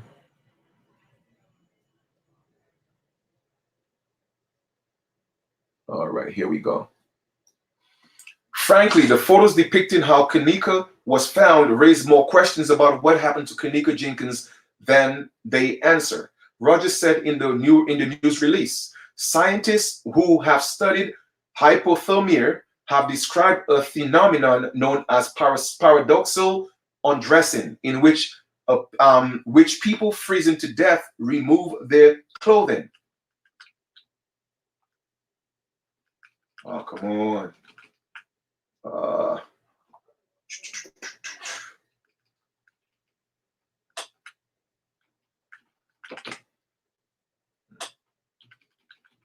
I mean, I may have to stop reading because this thing is just sticking, right?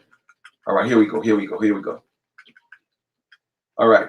It is concluded that paradoxical undressing might be explained by changes in peripheral vasoconstriction, narrowing of blood vessels supplying the extremities. In deeply hypothermic person, scientists wrote in a 1979 journal article.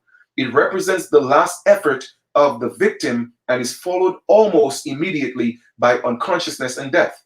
In announcing in a press release Friday evening that they have closed the case, Rosemont police outlined the scope of the investigation and said they found no evidence that Jenkins was the victim of foul play, contrary to the many conspiracy theories that have sprouted on social media. All right. Well, they're saying that it's, it's conspiracy theories, but yet still, how can it be conspiracy theories when thousands of our women go missing? All right. That is just one of them. All right. Now, let us go to a few more. Let's go to this one right here.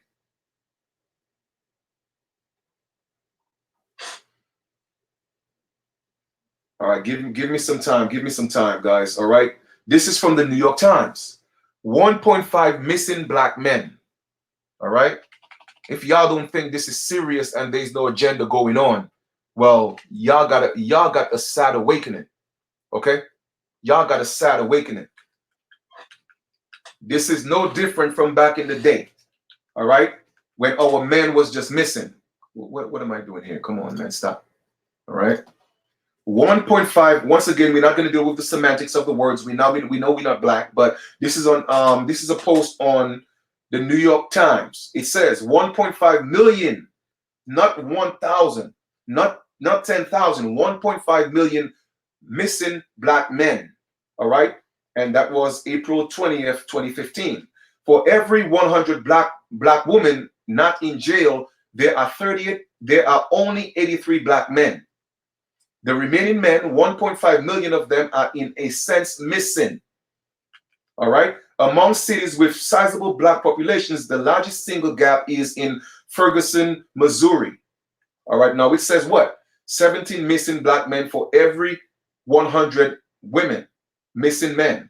40 missing black men for every 100 black women. And once again, we know we're not black. So let's just look at this for what it is, what they're saying, right? And they're breaking down all the stats per cities, all right?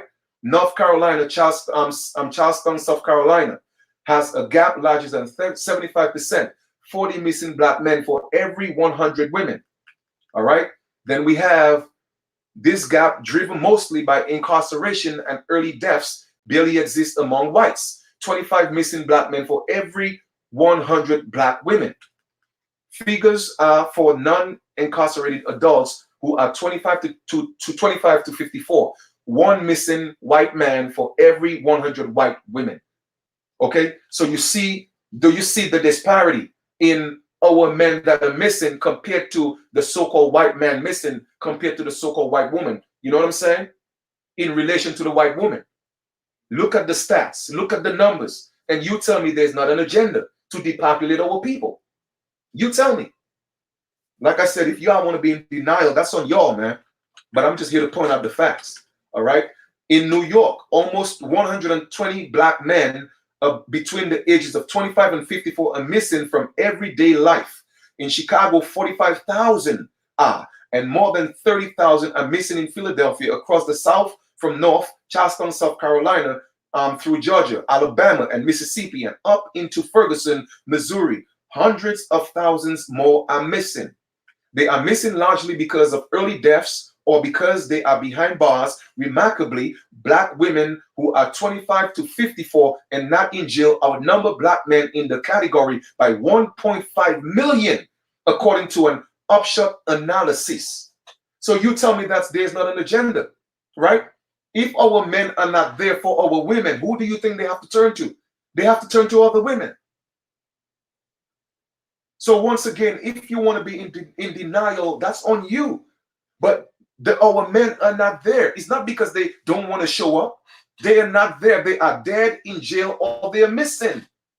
And for the ones that actually are there, they're lost, uneducated, drinking, smoking. And not all of them. Of course, we have some wholesome brothers who are still here. But I'm trying to let y'all realize that we are an endangered species.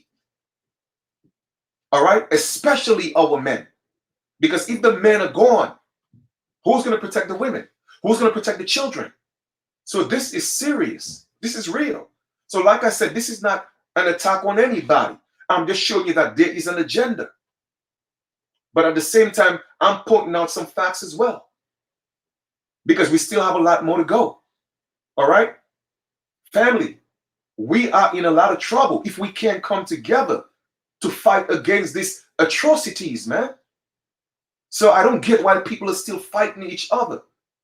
People are still working against each other. I don't know why we're still doing that. Man, listen, we are all that we have. And we're fighting a battle that we seem to be losing because the enemy is beating us, plus we are beating ourselves. All right? 2 strikes against our own self. You feel me? I'm just saying. Let us proceed here a little bit. They are missing largely because of early deaths or because they are behind bars. Remarkably, Black women, and once again, I know we are not Black women who are 25 to 54 and not in jail outnumber Black men in that category by 1.5 million, according to an upshot analysis.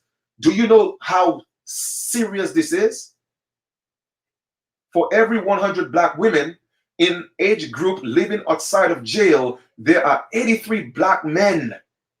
Among whites, the equivalent number is 99, nearly parity. Look at the stats on that. African American men have long been more likely to be locked up and more likely to die young, but the scale of combined toll is nonetheless jarring. It is a measure of deep disparities that continue to afflict Black men. Disparities being debated after a result spat of killing by the police, and the gender gap is itself a further cause of social ills, leaving many communities without enough men to be fathers and husbands. Okay, family, this is all by design. All right, it's all by design. And I'm not here to attack our women, but a lot of our women fall victim to not know the statistics and thinking that our men just don't want to be there. Do you think when our men can't find jobs, do you think that our men really don't want to work? Our men don't want to take care of our families? No. It is a system that was put in place, family, okay, intentionally to cripple us, to take us out. Because without us, what's going to happen to you? Have you ever asked yourself that? This is real. This is real. All right. Perhaps the starkest description of the situation is this. More than 1 of every 6 Black men who today should be between 25 and 54 years old disappeared from daily life. Just disappeared. Poof, gone. The numbers are staggering, said Becky Petit, a professor at the sociology at the University of Texas. And what is the city with at least 10,000 Black residents that has the single largest population of missing Black men? Ferguson, Missouri, where a fatal police shooting last year led to a nationwide protest and a Justice Department investigation that found widespread discrimination against Black residents. Ferguson has 60 men for every 100 black women in an age group, Stephen Broners, an economist, has noted. So in Ferguson, for every 60 brothers, right, there's 100 sisters. So literally, if we were to take that 60 men that's there in Ferguson, all right, every 60 men, there's up to 100 women. So let us do the math. If there's 60 men in Ferguson and 60 men were supposed to pair up with 60 women, right? Then you have 40 women that have no mate. So what's going to happen to them, right? It's either those men have to have more than one woman, okay? And most women wouldn't go for that, or they have to cheat behind their backs, or what? Those women have to turn to other women. And out of those 60 men, another 20 or 30 might be homosexuals, right? So how are these women, how are they going to reproduce, be fruitful, and multiply? How are they going to replenish our legacy? So you tell me that there is not an agenda going on. You tell me.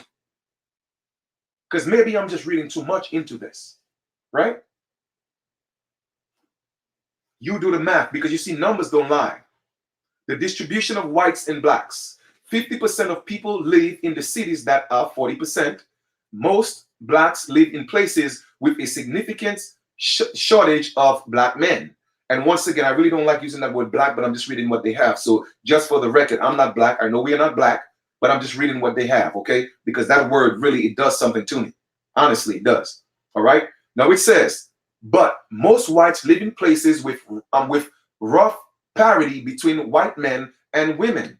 Let us go 30% and look at the chat. 20%, 10%. So you see, look at the difference, right? Between so-called black women that don't have men there for them. But look at the chat and look at the amount of so-called white women that got their men there for them. Look at it. You see, from here to here. That's a big, literally a 40% gap. So you have at least 40% more so-called white women that have so-called white men there for them. Okay? Family, we got to realize and pay attention to what's going on. This is genocide. It is genocide. Okay? It's by design. It just didn't happen. No, it was planned. It was strategized. All right? It was. And it still is. Okay? Now let's read. The gap in North Charlestown, site of a police shooting this month, is also considerably more severe than the nationwide average, as is the gap in neighboring Charlestown. Nationwide, the largest proportions of missing men generally can be found in the South, although there are also many similar areas across the Midwest and in many big northeastern cities. The gaps tend to be smallest in the West. Incarceration and early deaths are the overwhelming drivers of the gap. Of 1.5 million missing black men from 25 to 54, which demographers call the prime age years, higher imprisonment rates account for almost 600,000. Almost one in every black man is in this age group are behind bars, compared with what? 1 in 60 non-black men in the age group, 1 in 200 black women, and 1 in 500 non-black women. Brothers and sisters, okay, you listen, man. Reality. This is a reality check. Like I said, get your emotions out of this. This is not an attack on anybody, let me reiterate. But this is alarming. If you can't see the agenda that's being pushed to depopulate our people, but yet still we are walking around carefree. Nobody seemed to care. No, don't get me wrong. I said seem to care. All right. So obviously I'm not insinuating that everybody don't care. That's not what I'm doing, because I, for one, if I didn't care, I wouldn't be doing this video. Okay. Yes, there are many of us, thousands and millions of us who still care. But the point is that we cannot hide away from the truth. Okay? We cannot hide away from that. So let's read that again. Incarceration and early deaths are the overwhelming drivers of the gap of 1.5 million missing black men from ages 25 to 54. That is the most prime years, family. So nowadays, if a brother reaches the age of 50, even 30, all right, even 40, man, that is something to celebrate. It is something to celebrate because we are an endangered species. Okay? That is something to celebrate. So don't take your life for granted. You feel me? Sisters, appreciate the ones we have left. All right? Because they're trying to make us extinct for real this time. Not just on paper, but physically. All right? Which demographers shall call the prime age years. Higher imprisonment rates account for almost 600,000. Now look at the stats, right? Almost 1 in every 12 black men in this age group are behind bars. So every 12 brothers you see, in fact, every 12 brothers you see in the streets, right? One of them is going to go to jail that same day. Do you know how alarming that is? That could be your son. That could be your nephew. That could be your godson. Okay? That could be your husband, your boyfriend, your fiance, just a friend.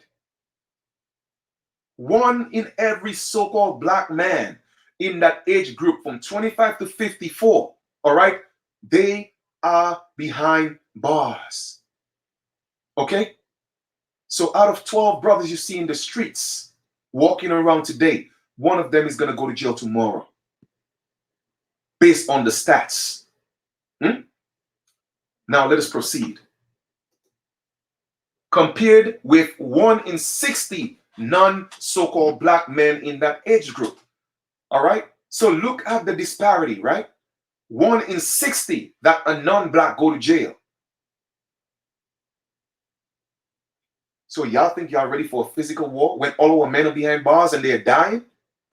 Man, are we disillusioned? And those of us that are out here, we still fighting each other? We still killing each other? They still gang war? Tell me that it's not by design. Go ahead and tell me. Go ahead and lie to yourself. Now, let us proceed, right? 1 in 200 black women and 1 in 500 non-black women. So our women, less women are going to jail than our men because they want to leave our women out here unprotected, right? So they could abuse them. So 1 in every 200. But look at the stats. 1 in every 500 that are non-so-called black. So our women, our men are not there for them because of those statistics, right? But now they have to compete against other women in a society because there are not enough men to provide for their children and their families. So for those of you that are still out here and you have children, get into their lives, man. Do the right thing. Because you never know when you're going to be going. Because once again, man, we like caviar. We like Grey Poupon. You see what I'm saying? We like that rare gem. And they are haunting us. They are taking us out. Now, if you don't know how precious you are, man, that's on you. If you don't know the significance that you have as a melanated man in the family, man, listen, you got some work to do, fam. Okay? Because the mere fact that you out here walking the streets, that is something to celebrate. That is something not to take lightly. Okay? Because we are a target. 1 out of every 12 of us will go to jail tomorrow. Knock on wood. It won't be me. I've never been to prison. And I'm thankful for that. Give thanks to the Most High for that. But I don't plan on going. Okay? Because this is real. Higher mortality is the other main cause. Higher mortality. Check this out. About 900,000 fewer prime age black men than women live in the United States. According to the census, it's impossible to know precisely how much of the difference is the result of mortality, but it appears to account for a big part. Homicide, the leading cause of death for young African American men, plays a large role, and they also die from heart disease, respiratory diseases, and accidents more often than other demographic groups, including black women. Why is that? Why are our men dying from accidents? Now, are you going to tell me that that's not an agenda? Now, let us pause here for a second, right? They say that we are all Africans, because I've spoken about this before. They say that we are all Africans, right? But how is that? Out of all those men that's dying from accidents, how come they're never Africans? They are African Americans.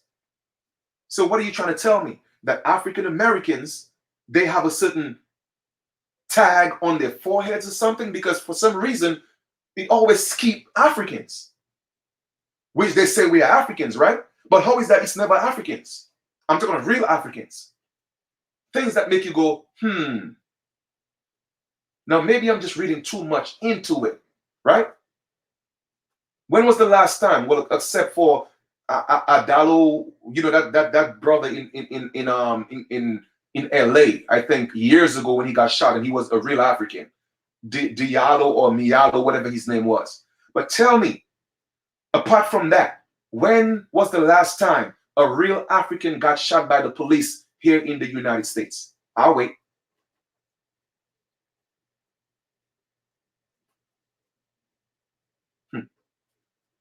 Tell me, when was the last time a real African met an untimely death due to one of those accidents that they are talking about?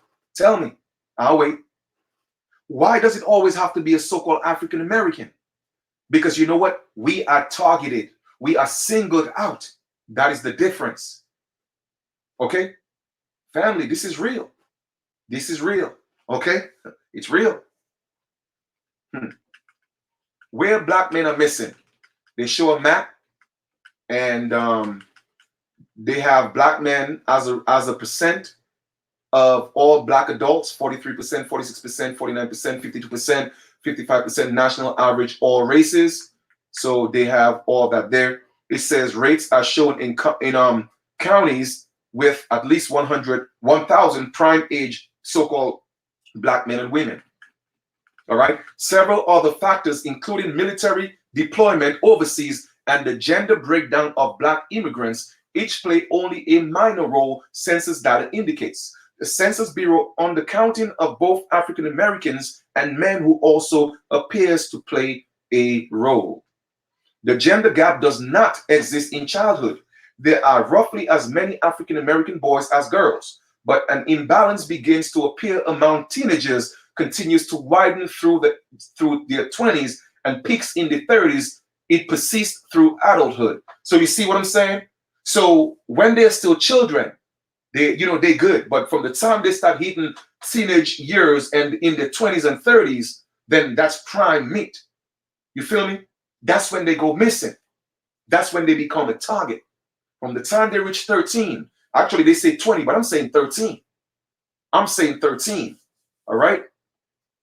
Now they have the rates by group. They have rates by age group. They have blacks and whites, right? 17 and under. Look, you see, look at the chat. 18 to 24, 25 to 34, 35 to 44, 45 to 54, 55 to 64, 65 and over, right? The disappearance of these men has far-reaching implications. Their absence disrupts family formation, leading both to lower marriage rates and higher rates of child birth outside marriage.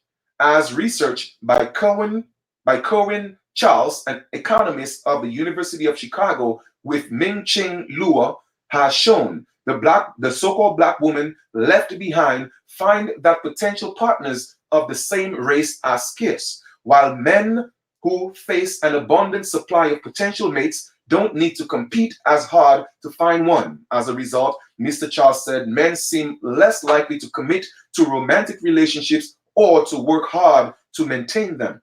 So you see, when there are not enough men, our women are put in positions, all right, where they just have to deal with situations because you know what?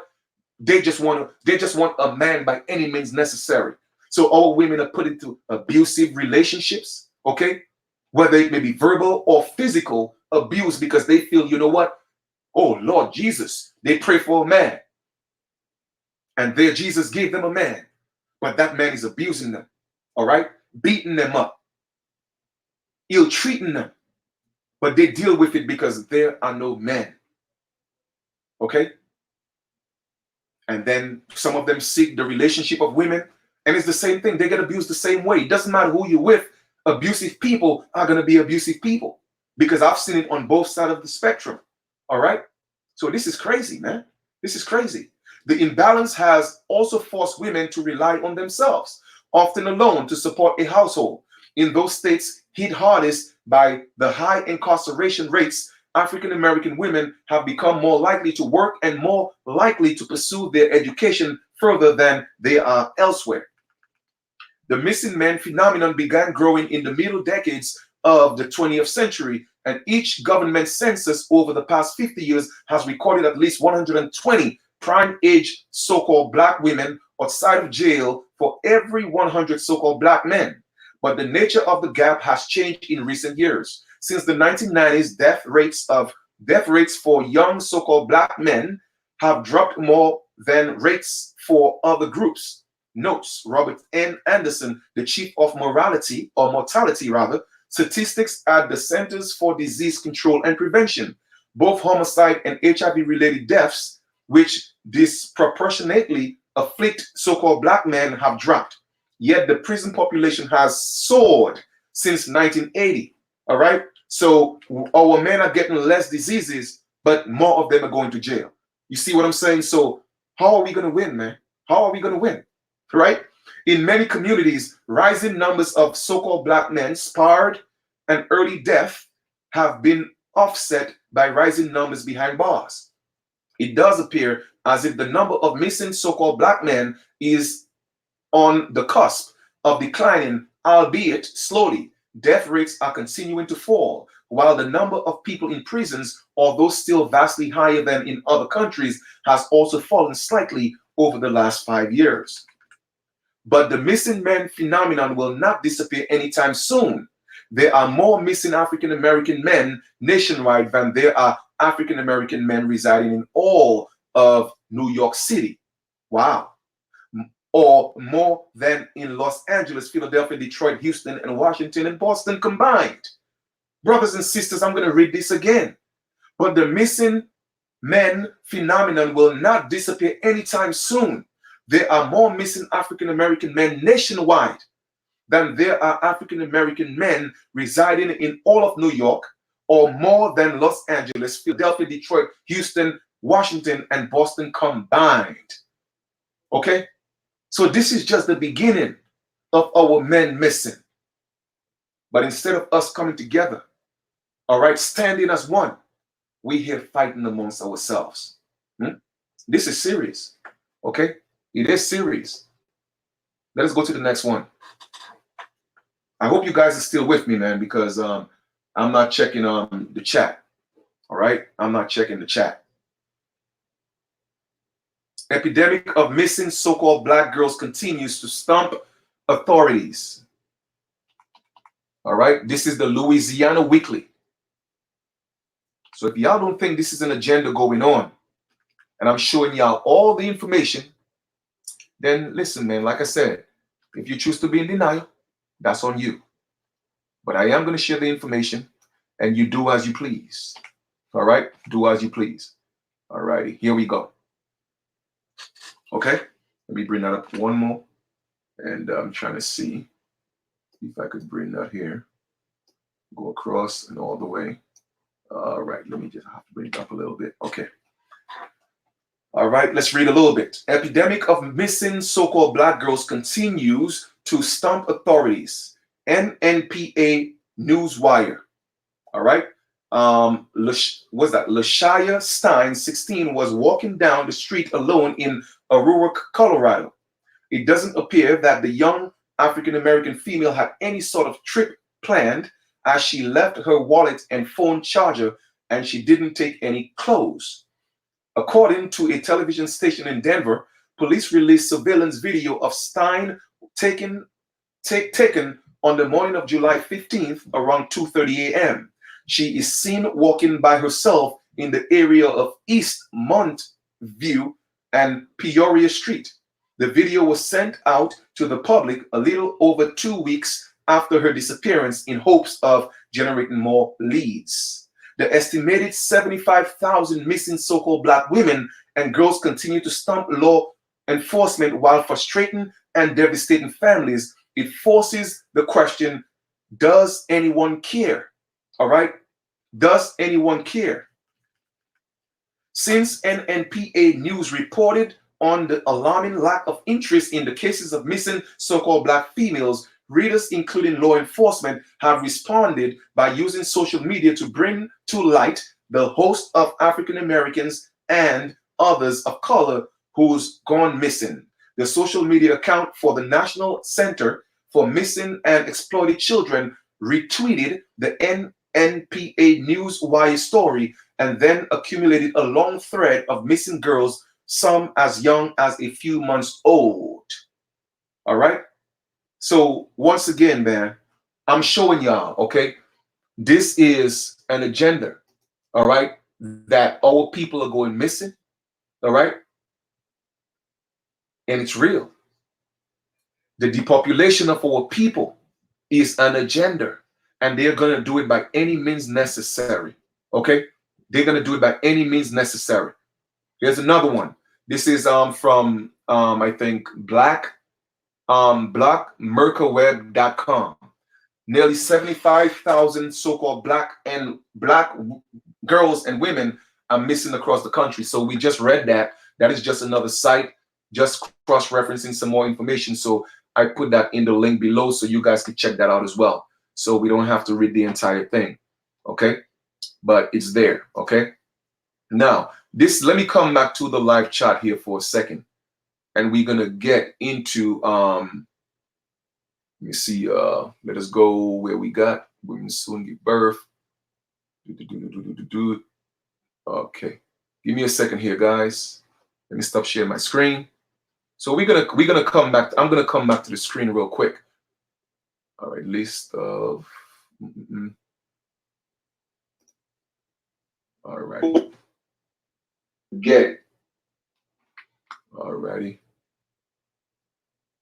List. Okay, here we go.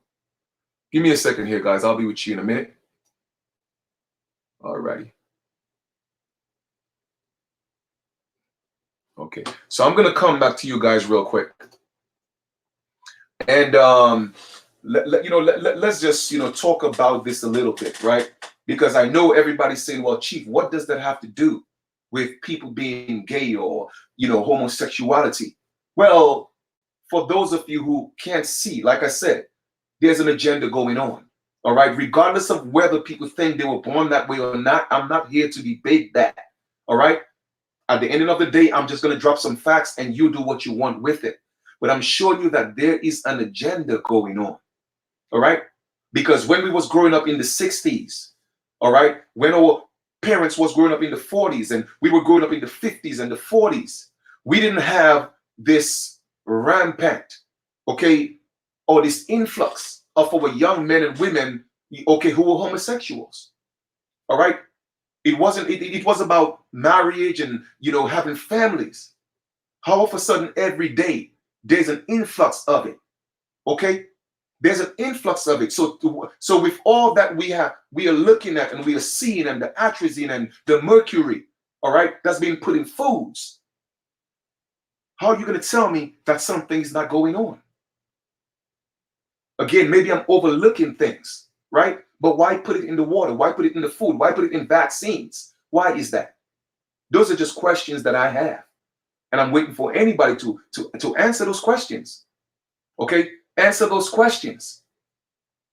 Now, for those of you who don't think that, we are under attack, all right? And for those of you who don't think that there's an agenda to depopulate the melanated people, not just here in the United States, but across the world, okay? If y'all don't think there's an agenda, man, listen, you haven't been paying attention. You haven't been paying attention. Our women are walking around here without fathers for their children. Granted that some of them, they're just no good. All right, I just got to keep it real. But there are a lot of fathers, man, who I'm talking about more than enough fathers out here that's doing the right thing. But the light is not being shown on them. That's why when I ran into that brother, man, I had to make a U-turn and go give him his props. I had to celebrate him. He wasn't just a dad, but he was a young dad as well, doing the right thing. So like I said, this video is nothing personal, all right? Nothing personal. This is just pointing out facts. So please get out of your feelings and look at the facts, all right? We are under attack, all right? Both our men and women. It's a form of genocide. It is a form of genocide, okay? Now, in the light of over 1.5 so-called black men are missing, they say over 75,000 sisters are missing. That's what they say, over 75,000. But I really think it's more. Okay? I really think it's more. All right? Honestly, I think it's a whole lot more. Maybe double the amount. That's just my opinion. Now, I don't have information to validate that, but I just think it's more than that. All right? Here's the thing.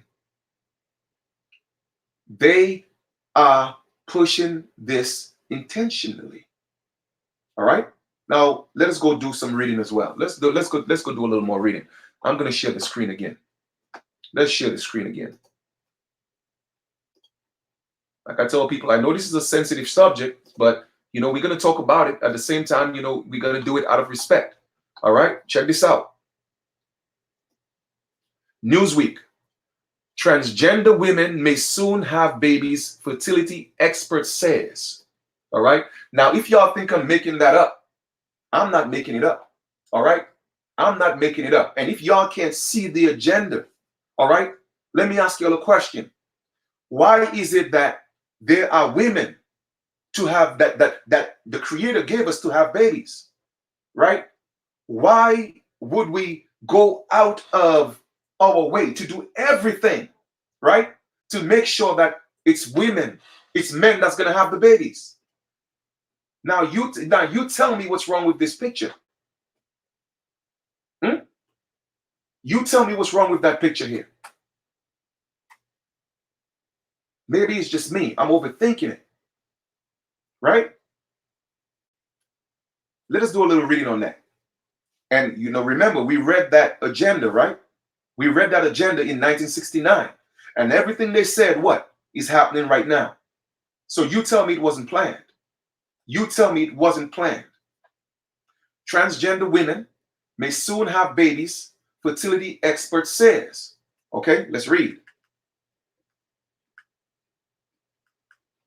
Stephanie Burks, L, and left, and Daisy Boyd hold hands by Boyd's pregnant belly before their marriage ceremony at the Manhattan Marriage Bureau 2 days after the U.S. Supreme Court ruling on Dahmer on June 20th, 2013 in New York City.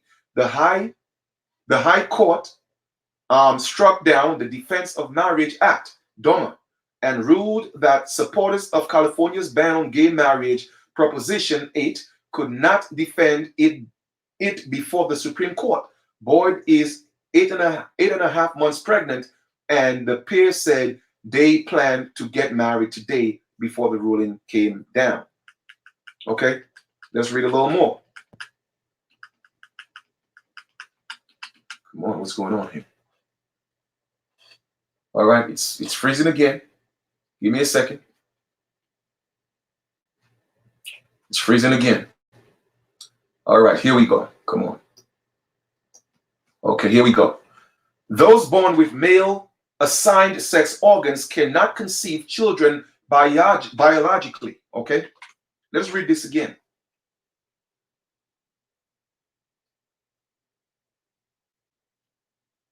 Okay, those born with male assigned sex organs cannot conceive children biologically. So it goes back to the very beginning of the Bible. That God created what? A man and woman, and said, be fruitful, multiply, and replenish the earth. That is the natural order of things. So once again, for people who say it's natural, that's on you. Listen, I'm not here to debate that. I'm just showing you the facts. All right? It says what? Those born with male assigned sex organs cannot conceive children biologically. However, this may soon change, at least according to one fertility expert. Transgender women, those who were assigned male at birth, could give birth as early as tomorrow. Richard Paulson, an obstetrician, gynecologist, and the president of the American Society of Reproductive Medicine, said, according to the Telegraph. Thanks to advances in transgender medicine, donated wombs, you hear that? Donated wombs may be able to help transgender women conceive on their own. Paulson said during the Society's annual conference in San Antonio, Texas. Now, do you realize why our women are missing? Because they are taking their wombs. Brothers and sisters, if y'all cannot see the agenda, like I said, get your emotions out of the way, because we are all in danger. Okay, whether you call yourself a homosexual or not, or a straight person or not, we are all in danger. And I'll tell you why. All right, because our women who are considered themselves to be straight, okay, they will have competition now. In other words, men could have babies. So men that kind of like are not sure, if they have a little problem with their women, okay, you know what? Hey, I don't need you to have my baby. They could go find a man to have a baby. So that's a problem for the woman, for our women, right? So that's a problem. You feel me? Family, this is real. It is real. So it's affecting all of us. Okay? It's affecting all of us. Period. Okay? Thanks to advances in transgender medicine, donated wombs. Now, I just showed y'all a clip of a gentleman that was selling body parts. Okay? He made millions selling body parts. Why is Kanisha missing? Kanika Jenkins missing. Why is Ariel missing? Why are all of these girls missing? But when they are found, their wombs, their body parts, okay, are gone. What happened to that brother in Atlanta when they found him in the gym, wrapped up? When they found him, his body was empty, based on what I read or heard, right? His body parts was missing. So they're harvesting the organs of our people because they're creating a new breed of people at our expense, at our demise. Okay? Like I said, you could be in the Nile if you want to. All right? If you can't swim, you better get out of the Nile, because the Nile is a river. Okay? Let us read again.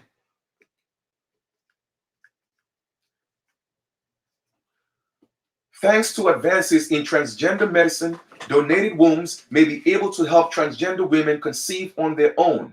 Paulson said during the Society's annual conference in San Antonio, Texas. There would be additional challenges, but I don't see why obvious problems that would preclude it. I personally suspect there are going to be trans women who are going to want to have uterus and will likely get the transplant, he said.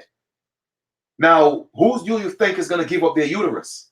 Do you think women in their right mind would just give up their uterus?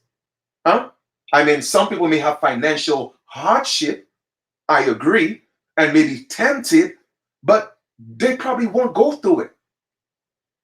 And here's another thing. If you can't take care of your family and somebody came and gave you a proposal, you might be tempted.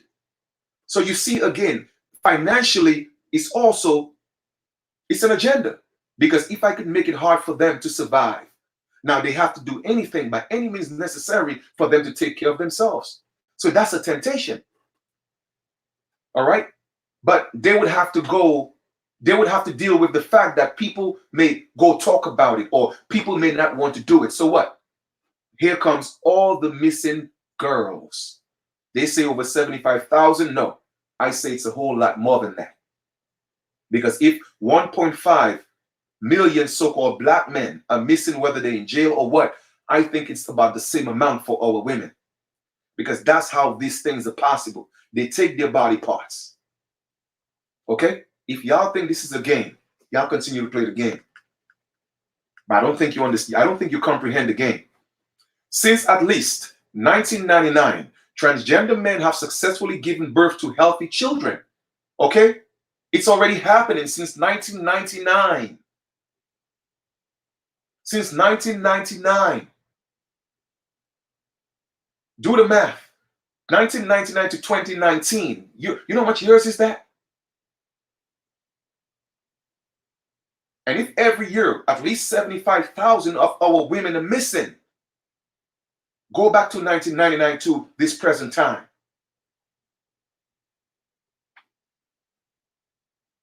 Numbers don't lie. Okay? Since at least 1999, transgender men have successfully given birth to healthy children. The Washington Post reports. More recently, Tristan Reese, a transgender man, and his partner, Beef Chaplow, gave birth to a healthy child last August. Despite their successes, the process is much more complex for transgender women, primarily because a man's pelvis is a different shape than a woman's, making the birth much more complicated. Of course it is, because that's not what it was designed to be. That wasn't the creator's plan. Okay? Still, Paulson insists that it's possible, but notes the birth must be conducted via cesarean section. Where else is going to come from? Where else is going to come from? There would be additional challenges, but I don't see any obvious problems that would preclude it. Paulson said, I personally suspect there are going to be trans women who are going to want to have a uterus and will likely get the transplant. All right. Despite the estimated 1.4 adults in the United States who identify as transgender, very few male to female patients inquiring about transplants. Massey Bowers, a transgender woman and gynecological surgeon in Northern California, told Scientific American, Bowers welcomed the idea but notes that there are more potential risks to a fetus and another due to the biological environment of the womb. So let's just say the 1.5 adult transgender people in the United States decide to have children. Where are they going to get the 1.5 uterus from? Where are they going to get the wombs from? That's a question that you need to answer yourself. All right?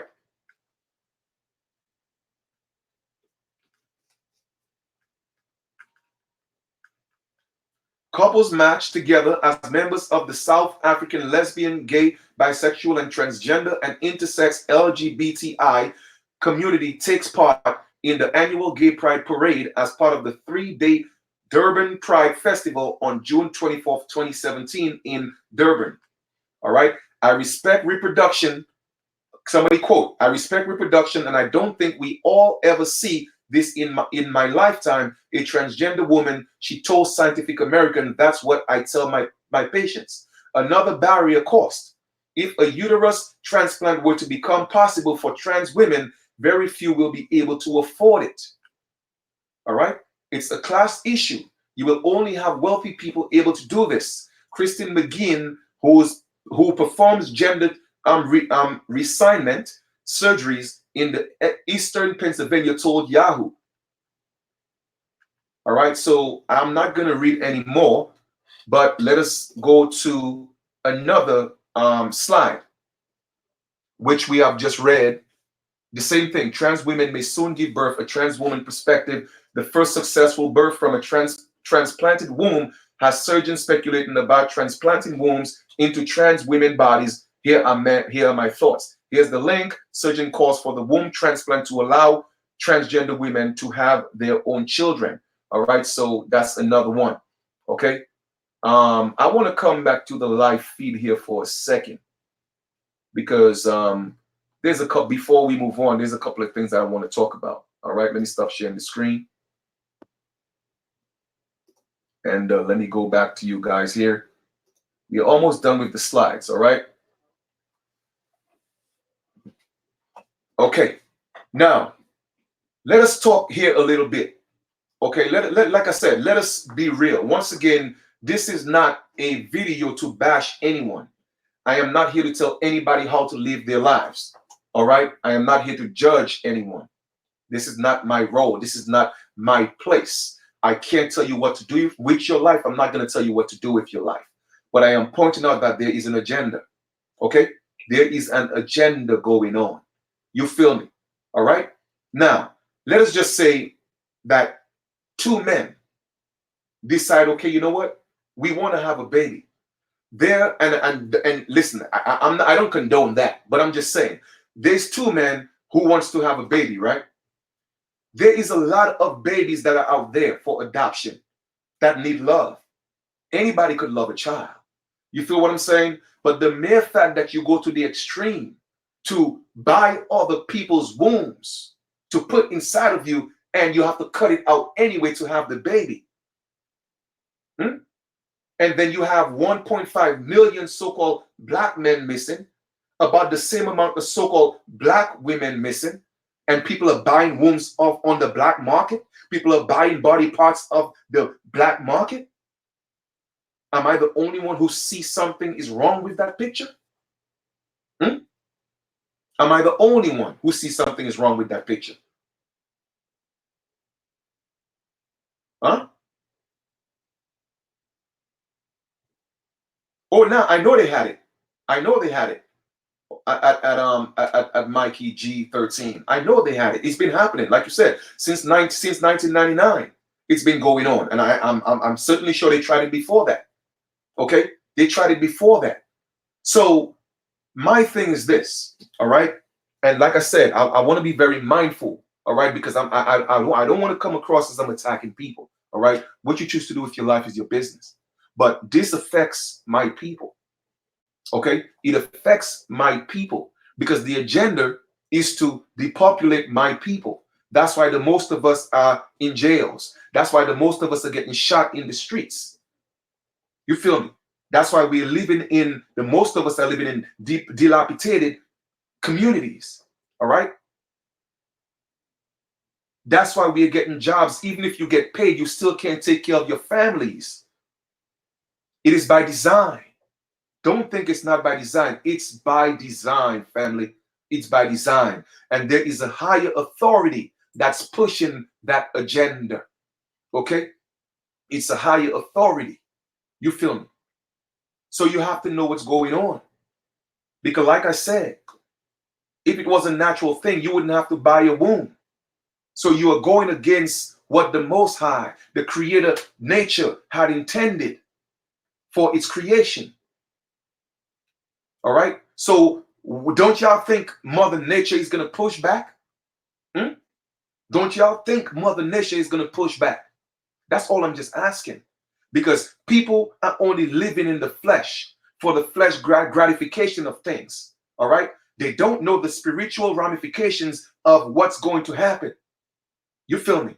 Oh, and trust me, the Creator, the ancestors got some plans for the United States. You feel me? Some serious plans for the United States. Because this is a serious issue here. Okay? Now, let us put some things in perspective. Okay? Let us put some things in perspective. This is how this is a detriment, okay, to my people. This is how I'm going to tell you and prove to you it's a form of genocide. And hear me well. Once again, take your emotions out of this. All right? Look at it for what it is. Look at it for what it is. I remember, right? I did a little film production, Okay. And this gentleman reached out to me. Okay. He was shooting a pilot. Okay. And he said, hey, I have a job, you know what I'm saying? I'm doing this, I'm doing this. I'm not sure if it was a reality show or it was for a blog, but whatever it was, okay? And he told me that, everybody, the cast was pretty much, gay. And I wasn't gonna do it because he was gay. No, I didn't want to discriminate, all right? Because if it was somebody else who had asked me to do the job, I would have done it, all right? So I wasn't going to say no just because he was gay. But I did the job not because he donated to me, because I really didn't ask him for no donation, because, it's my skills. You know what I'm saying? I love film production. But something interesting happened. I did it because I was curious to get into the mind, okay, of how these young men think, especially so-called black men. What drove them to that? Okay, what was what was going on through your mind? And one day I asked one of them, right? I came up bluntly, and I asked one of them, let me ask you a question, if you don't mind. Would you suck on a woman's breast? He said, no, that's disgusting. So I'm like, hold up. When you was a baby, that same breast fed you and gave you life and gave you wealth, gave you minerals to be who you are today. But you say it's disgusting. You see what I'm saying? So I'm asking myself, well, how is that you needed it to grow up to be a man? But no, I'm asking you, would you suck a woman's breast? It was a sincere question. And he said, no, that's disgusting. So now it made me think, right? That if our men could start feeling this way towards our women, okay, because they're competing with them, then that's a problem. You see what I'm saying? That's a problem. It's bad enough that our women have it hard enough. Now our men, they have to compete against our men who are trying to be them. Okay? And I'm not just talking about in job places. I'm talking about with their mates, because they are competing for their men as well. They are competing for their men as well. Now, here's a couple of things, right? Here's a couple of things. And once again, I have to make my disclaimer. I'm not here to tell you what to do. I'm not here to tell you what you're doing is wrong. That's on you. Do you. But I'm showing you, okay, the genocide in that. Okay, the genocide in that. Because if we go back to the covenant of what we manifest here for, all right, it goes against all that. And here's why I'm saying all this. Okay? Because if our men find our women disgusting, okay? If our men find our women disgusting enough not to engage with them sexually, you feel me? Then how are we going to be fruitful? How are we going to be multiplying? How are we going to replenish family? Because we have a lot of toxic children nowadays, right? And it's done by design. So if those children are toxic and we cannot bring a new breed of children, okay, to change the dynamics of our situation, what's going to happen? You feel me? Because if all our men are going to be gay and all our women are going to be gay, what's going to happen? And I tell people, take your emotions out of this, fam. Let's look at it for what it is. Let us look at it for what it is. Whether you think you was born that way or you wasn't born that way, man, I don't care about that. That's not what I'm here to talk about today. I'm here to talk about the agenda. Why is it being taught in schools? I'm talking about the agenda. Okay, that's what I'm talking about. You feel me? Because if I could get this race, all right, to hate each other, not multiply, not engage with each other, then what happens? They will die out. They will die out. Okay? However, we still want to maintain some type of society where we are able to create those children. So now let us take the womb of their women and inject it in men and have those babies we could program ourselves. Now, maybe I'm just reading too much into this. Maybe I am. I don't know. You feel what I'm saying? But to me, there is something going on. Okay? There is something going on. All right? There was a young boy, okay, that in Florida. I'm not going to call any names, but he went to the mall with his mother. Like his mother is always, forcing him to wear dresses. And he went to the mall, okay? And he saw some like G.I. Joe or some soldiers, some toy soldiers, right? And he told his mother that he wanted the toy soldiers.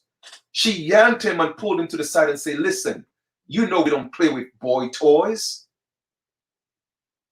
I will buy you a doll. And the boy, he didn't want a doll, but she was forcing that on him at the age of 12.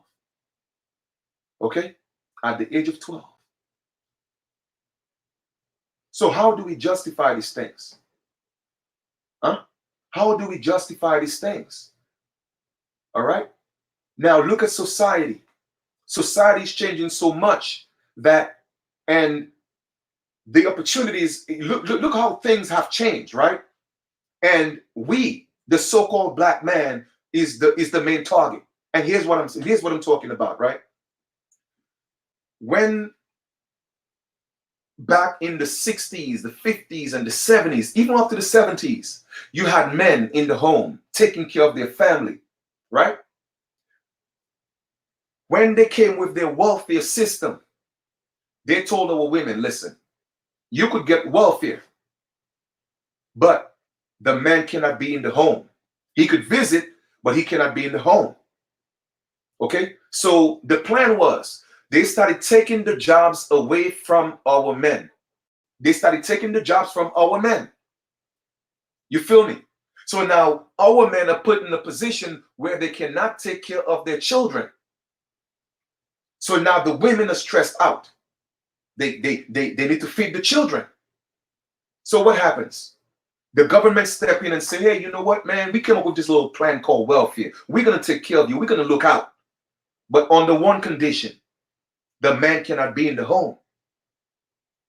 And that's a true story. It happened for real. Right? So the plan has always been to take out the man.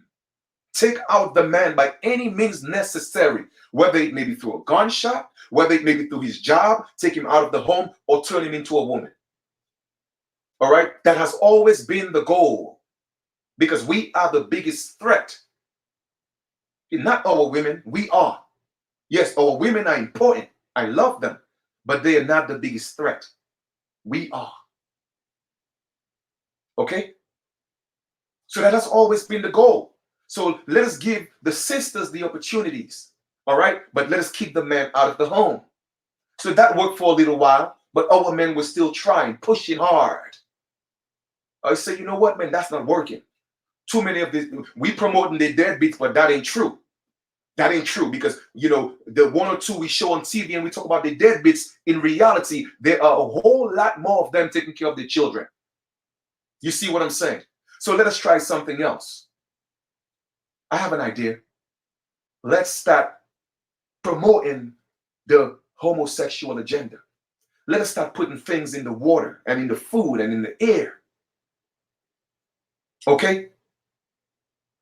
Family, it's real.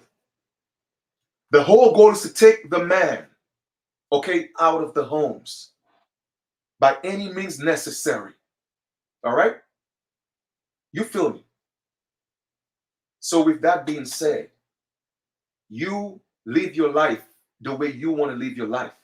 But know that we are under attack, and they're using all these tools to attack us. And let me take it from a metaphysical standpoint, because I don't want my brothers and sisters who are homosexuals to think I'm attacking them. No, because at the end of the day, believe it or not, we are all in the same boat. What do I mean by that? We are still being oppressed. I don't care whether you are gay, lesbian, straight, transgender. I don't care what you are. The mere fact that they look at you as a black man or a black woman or an African American, we face the same perils. So I'm not here to attack the choices you make with your life, but I am here to expose the agenda. Now, let us look at this from a metaphysical standpoint. That's what we're going to look at it from a metaphysical standpoint. Let us get into this here for a second, all right? These people have studied, they have studied us, all right? And they have studied our culture, our ways of life, our spirituality, okay? Let me tell y'all something. Obama introduced, what was it? A program. I can't remember exactly what it was, but he introduced a program to study the mind of the people. You know what? Let me see if I can find this. Because Obama is your president, huh? Let me see. So the population, I got that. Illustration for Hebrew. I know I have that somewhere. Give me a second, guys. Let me see if I can find this while you guys build in the chat. All right. Let me, because I like to, I like to show and prove what what I'm talking about. Let me see if I can find that.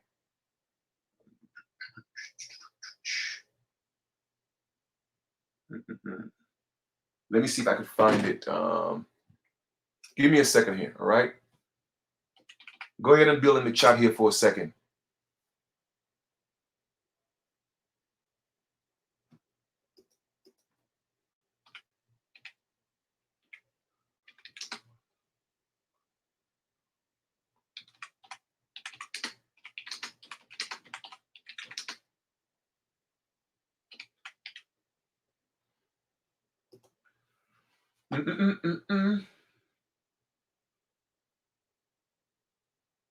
Okay, here we go. I'm not going to read the entire thing, but I want y'all to know when I say things, I'm not just making it up. Let me show y'all so you can see it with your own eyes, because I don't want to make things up.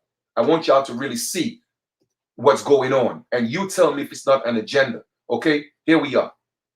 Let me know if y'all can see the screen, please. Okay. Let me know if you can see the screen.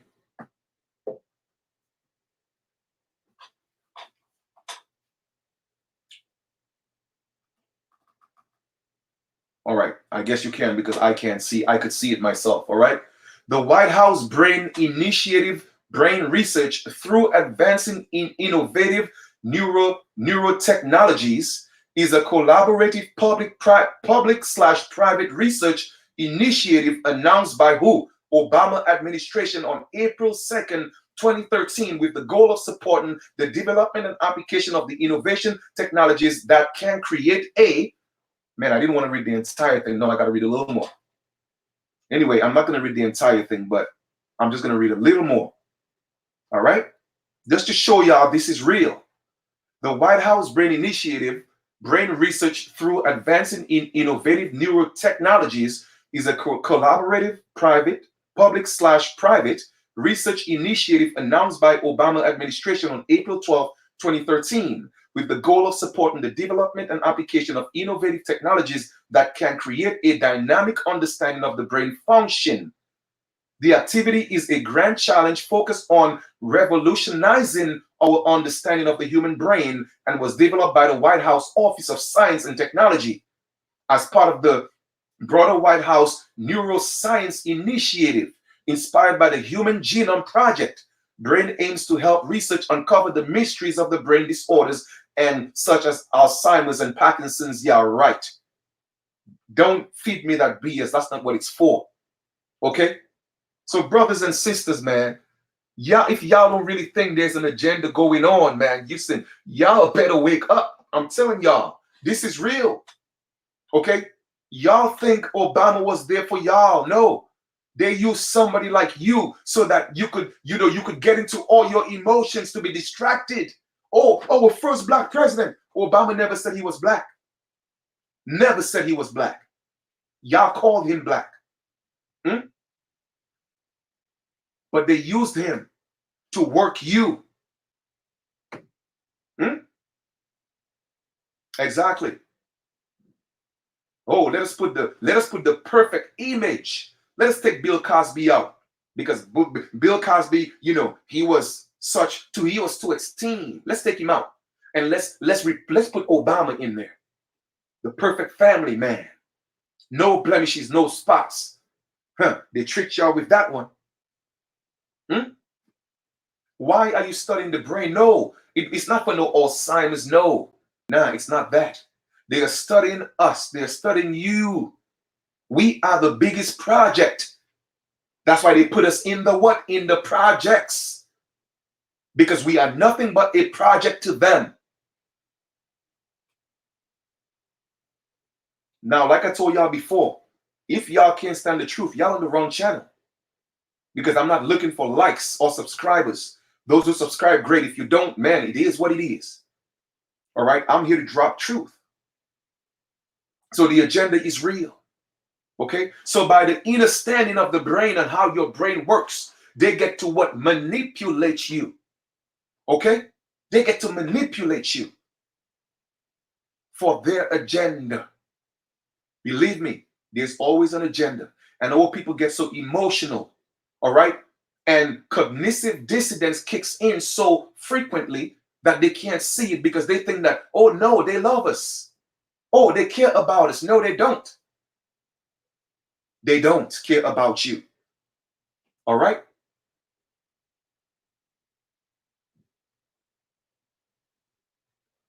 Y'all better recognize what's going on, man. Y'all better recognize what's going on. All right? Now, what I'm going to do at this point, right?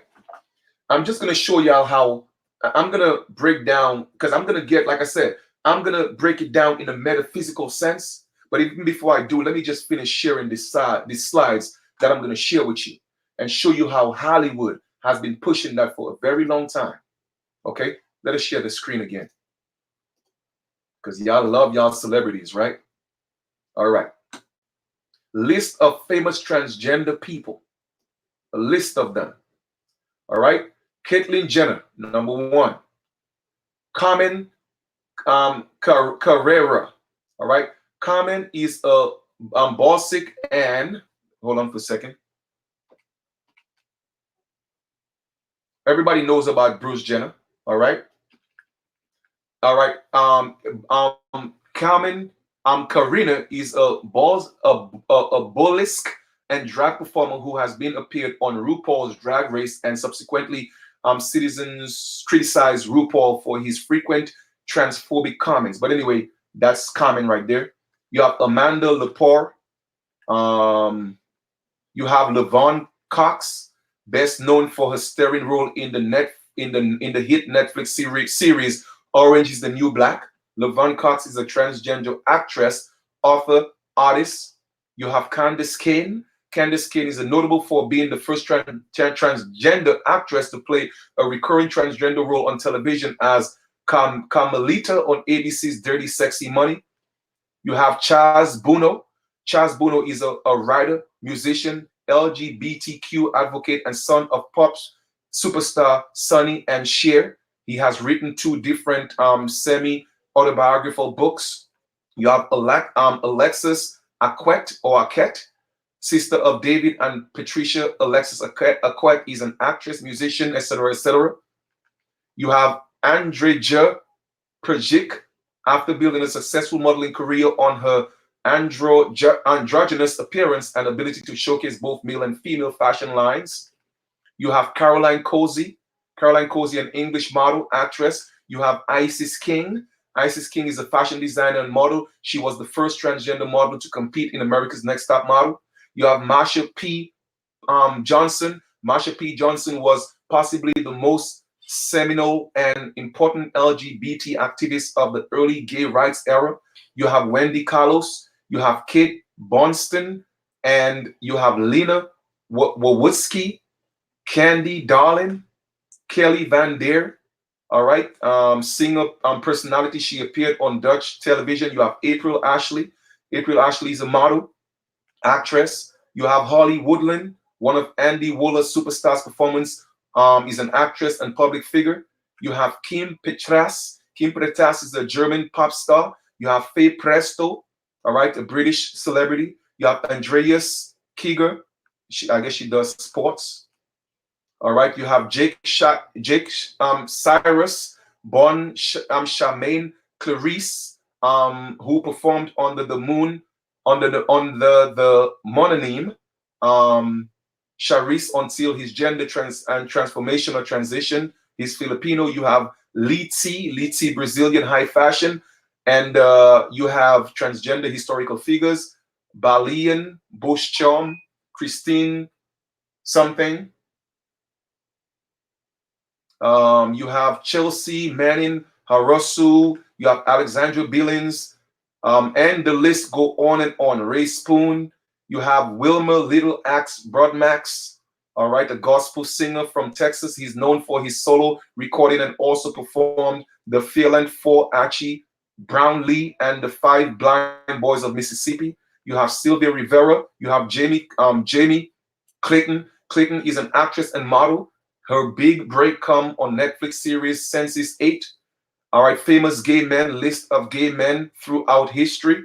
From Alexander the Great, Neil Patrick Harris. This gay celebrities has all the most famous gay men throughout history with photos. You have Arturo, you have Maddie, you have Jackie Curtis, you have Buck Angel, you have Dos Galam Lama, Charlie Jane, you have Jin Ching. And the list go on and on and on and on and on and on and on and on and on and on. All right. So we have that. All right. We have a list right here. Okay. List of transgender political officials holders. Over the last few decades, transgender individuals have been able to obtain elected and appointed political office in many parts of the world. Transgender individuals have different life experiences and thus policy goals ranging from access to restrooms and healthcare to protection from discrimination and violence. Because of this, the election and appointment of transgender officials can potentially change discriminating legislation. Okay, so, and I'm pointing this out again, once again, not to knock anybody down, but to show you that what these people are doing, they're coming together, they are getting in politics, and they are changing laws, all right, to protect themselves. Okay? That's what they're doing. So you see, to me, there's a message in all of this. All right? There's a message in all of this. And and the reason why I'm showing that is to point all those things out. All right, let's continue. As of 2018, only 16 openly transgender individuals have been elected to office in the United States. A few transgender individuals who have been elected were not open about their gender identity and were later outed. All right, North American, United States, 1980s, Joanne Marie Count, elected to Arvada, Colorado City Council in 1991. 2000, Amanda Simpson, Commissioner of the City of Tucson, Gay, Lesbian, Bisexual, and Transgender Commission. Later, Simpson was elected or appointed to many different positions, from precinct committee person to her current position as Deputy Assistant Secretary of Defense for Operational Energy. All right. You have Claire Elizabeth Hall, Commissioner of Lincoln County, Oregon. You have Michelle Bruce, City Council Member of Riverdale, Georgia. You have Jessica Orsini, Alderwoman of the Centralia, Missouri Municipal Council. 2010, you have Victoria Kolaskowski, Superior Court Judge of Alameda County, California. All right, you have Stacy Lofen, New Hampshire House Representative. You have Lorraine Scott, Commissioner of Nevada Equal Rights. You have Barbara Gasper, member of the Democratic National Committee. Jordan Evans, you have a list go on and on. You have 2017 Rachel Rose Lucky, board member of the Rampant Village Neighborhood Council, Los Angeles. Okay, you have Jerry Nonnen, you have Philip, you have that. Anyway, you have 2018, and like I said, the list go on and on. You have 2019, and it goes on and on. The reason why I'm showing that is because I'm showing you that, and it's going to take us into reparations. All right. So, like I said, all this is for a purpose. All right. We're going to go into the reparations of literally homosexuals getting not homos. I think it's what he said. I think it's gay reparations, and we're going to talk about that in a little bit. All right, give me a second. Now there was, again, I don't know how true that is, but again, you know, on CNN, do you want the news summarized? Blah blah blah blah. No, thank you. Let us go here for a second. All right. Now it says that we are already. That's Joan Rivers speaking, right, on interviewed on CNN. All right. Let me ask. Let me just go up a little bit, right? The comedian. All right. We need. All right. Who needs 4th of July fireworks when you have Joan Rivers around? Around. The comedian, known for her lack of self-censoring, recently officiated a same-sex wedding and was asked by a photographer if she believed the United States would ever see the first gay or female president. Her response was typical Rivers. We already have it with Obama, so let's just calm down, she said. You know Michelle Obama is trans. When asked to further explain, Rivers said, a transgender, we all know it. A representative for Rivers released the following statement to CNN from the comic about her remarks to the photographer. I think it's a compliment. She's so attractive, tall, with a beautiful body, great face, does great makeup. Take a look and go back to LA Cage Follies. The most gorgeous women are transgender. Stop it already. And if you want to talk about politically correct, I think this is a political incorrect attack on me because I am old Jewish woman and a heterosexual, and I plan to sue the reporter who, when he turned off his camera, tried to touch me inappropriately on my, you know, ASS. All right. Luckily, he hit my ankle. Read the book. If you think that's silly, wait to seek. You see what I say about FDR and Eleanor. All right. So once again, I'm just reading all that, but here's something interesting. All right, while you guys are building in the chat, I'm going to stop sharing the screen and let me look for something real quick so we could I could share this with y'all. Give me a second. All right, show the guide. All right. President Obama, show guide to compile. All right, let me see if I could find that here for a second. I don't want to go. All right. The Michelle Obama Transgender Guide on official White House Guide to Rights and Privilege of Transgender Persons, President Obama Journals. All right, so I'm going to share my screen one more time. Well, not one more time, but let me share it again so I could show you guys this. All right.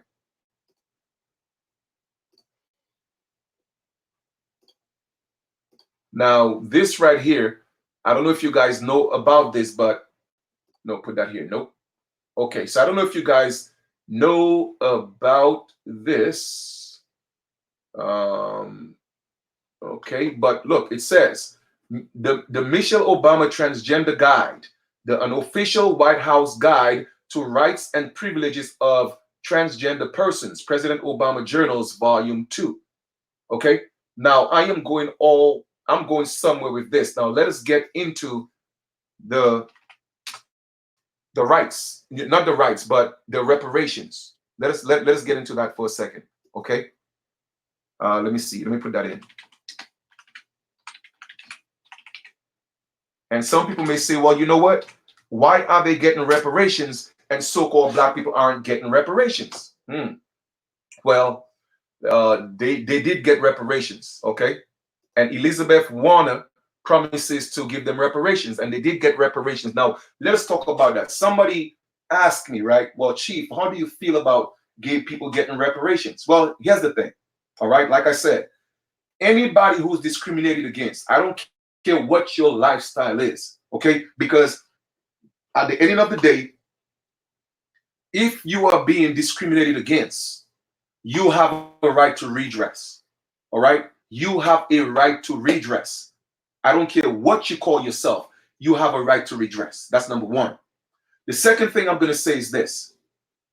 Some people say, oh, well, how come, you know, gay people are getting reparations, and look at what we've been going through, and we're not getting reparations. Well, brothers and sisters, if that's not giving you a message, first of all right, gay people, they are organized. That's number one. Okay, so I literally respect them for that. Okay, regardless of what you think about gay people, they are organized. So we could learn something, because you know what they did? They took the civil rights movement and make it their movement. All right, where they right now they even have a flag that's being flown. All right, that's being flown all over the United States right now. Okay, because they are organized. So I respect that. All right, what is this popping up here? So I respect that they are organized. Number two, they are not going under the label of being Black or African American, even if they are so-called Black people and so-called African Americans who are gay. You see what I'm saying? But our people, they are here, they want to be Black, they want to be African American, fighting for reparations, and you are not organized. You are not. Black lives is not gonna get reparations because Black lives don't exist. It don't matter. All right. So once again, I'm trying to bring all this into fruition. Why do you think Michelle Obama, whether they say she's transgender or not, I don't know. That's what people say. Man, listen, it is what it is. I know I heard Obama one time call his wife Michael. I heard it with my own ears. So I'm not here to spread no propaganda. I don't know if that's true or not, but that's what I heard. That's not the point of me bringing that up. I'm bringing that up to show you that these people, they are organized. Okay, they are organized, and they're literally one of the most powerful groups in the United States right now, if not the most powerful group. How long have our people been fighting for reparations? How long? How many years right now? They've been fighting for the 40 acres and a mule. Family, you're not going to get it. You are not going to get it. Because, man, this reparations thing is deep. You have so much to prove. First, can you prove that you came here as a slave? Can you prove that? But guess what? Gay people could prove that they've been discriminated against. They can. So they are going to get a lawsuit. So now that's a form of reparations. And even if we've been through what we have been through, it's quite obvious. All right? But we are fighting underneath the wrong banner. Okay, meaning that we are fighting as Black and African Americans. Those people don't exist. That's property. We have to fight as who we are, as the indigenous people of this land. All right, the American Aborigines, the people they call the American Indians. That's who we got to fight as. And there is enough documents to show and prove what they have done to us. You feel me? So I just wanted to kind of like bring everything into fruition. You know what I'm saying? Like tie everything together. Show you the agenda that's going on. Show you why you're not going to get reparations as Black or African American. And show you how these people, I have respect for them. You know why? Because they took the civil rights movement. They made it their own. They put their people in office. At first, they didn't come out and say, hey, I'm a transgender. Hey, I'm gay. They didn't do that because they came with a plan. They infiltrate first. All right? And when they got in, they laid out their plans. What is your strategy? What is our strategy? What is ours? Because it seems like every other organization is coming. It doesn't matter whether it was at the time, we went through what we went through, or after, or just recently. Any organization comes and get reparations, but we are still fighting for it. Why is that? Why is that? Those are questions that I have. I'm asking. I'm asking that. And if I'm not mistaken, I saw an article where they already got the reparations. So you know what, man? Good for them, because they have been discriminated against. Like I said, I'm here to keep it real. You feel me? They have been discriminated against. But my thing is, Why is it taking over people so long? Obviously, something is missing. You see what I'm saying? We're not organized enough. And the people that's fighting for the reparations on our behalf, they know damn well we're not going to get it because those people they are fighting for don't exist. So it's a trick. It's actually a trick. You feel me? And for those of you who kind of like happen to get the reparations, then guess what? You are taking yourself outside of your indigenous birthright. Because now you are claiming that you came from Africa on a slave ship just to get a few dollars. So now you are going to be registered as an immigrant, whether you was born here or not. So you see the game, the trick that's being played? It's a trick, family. It's a trick. So like I said, man, the agenda is real. It is real. It is real. Okay? Let me stop sharing my screen here and come back to you guys.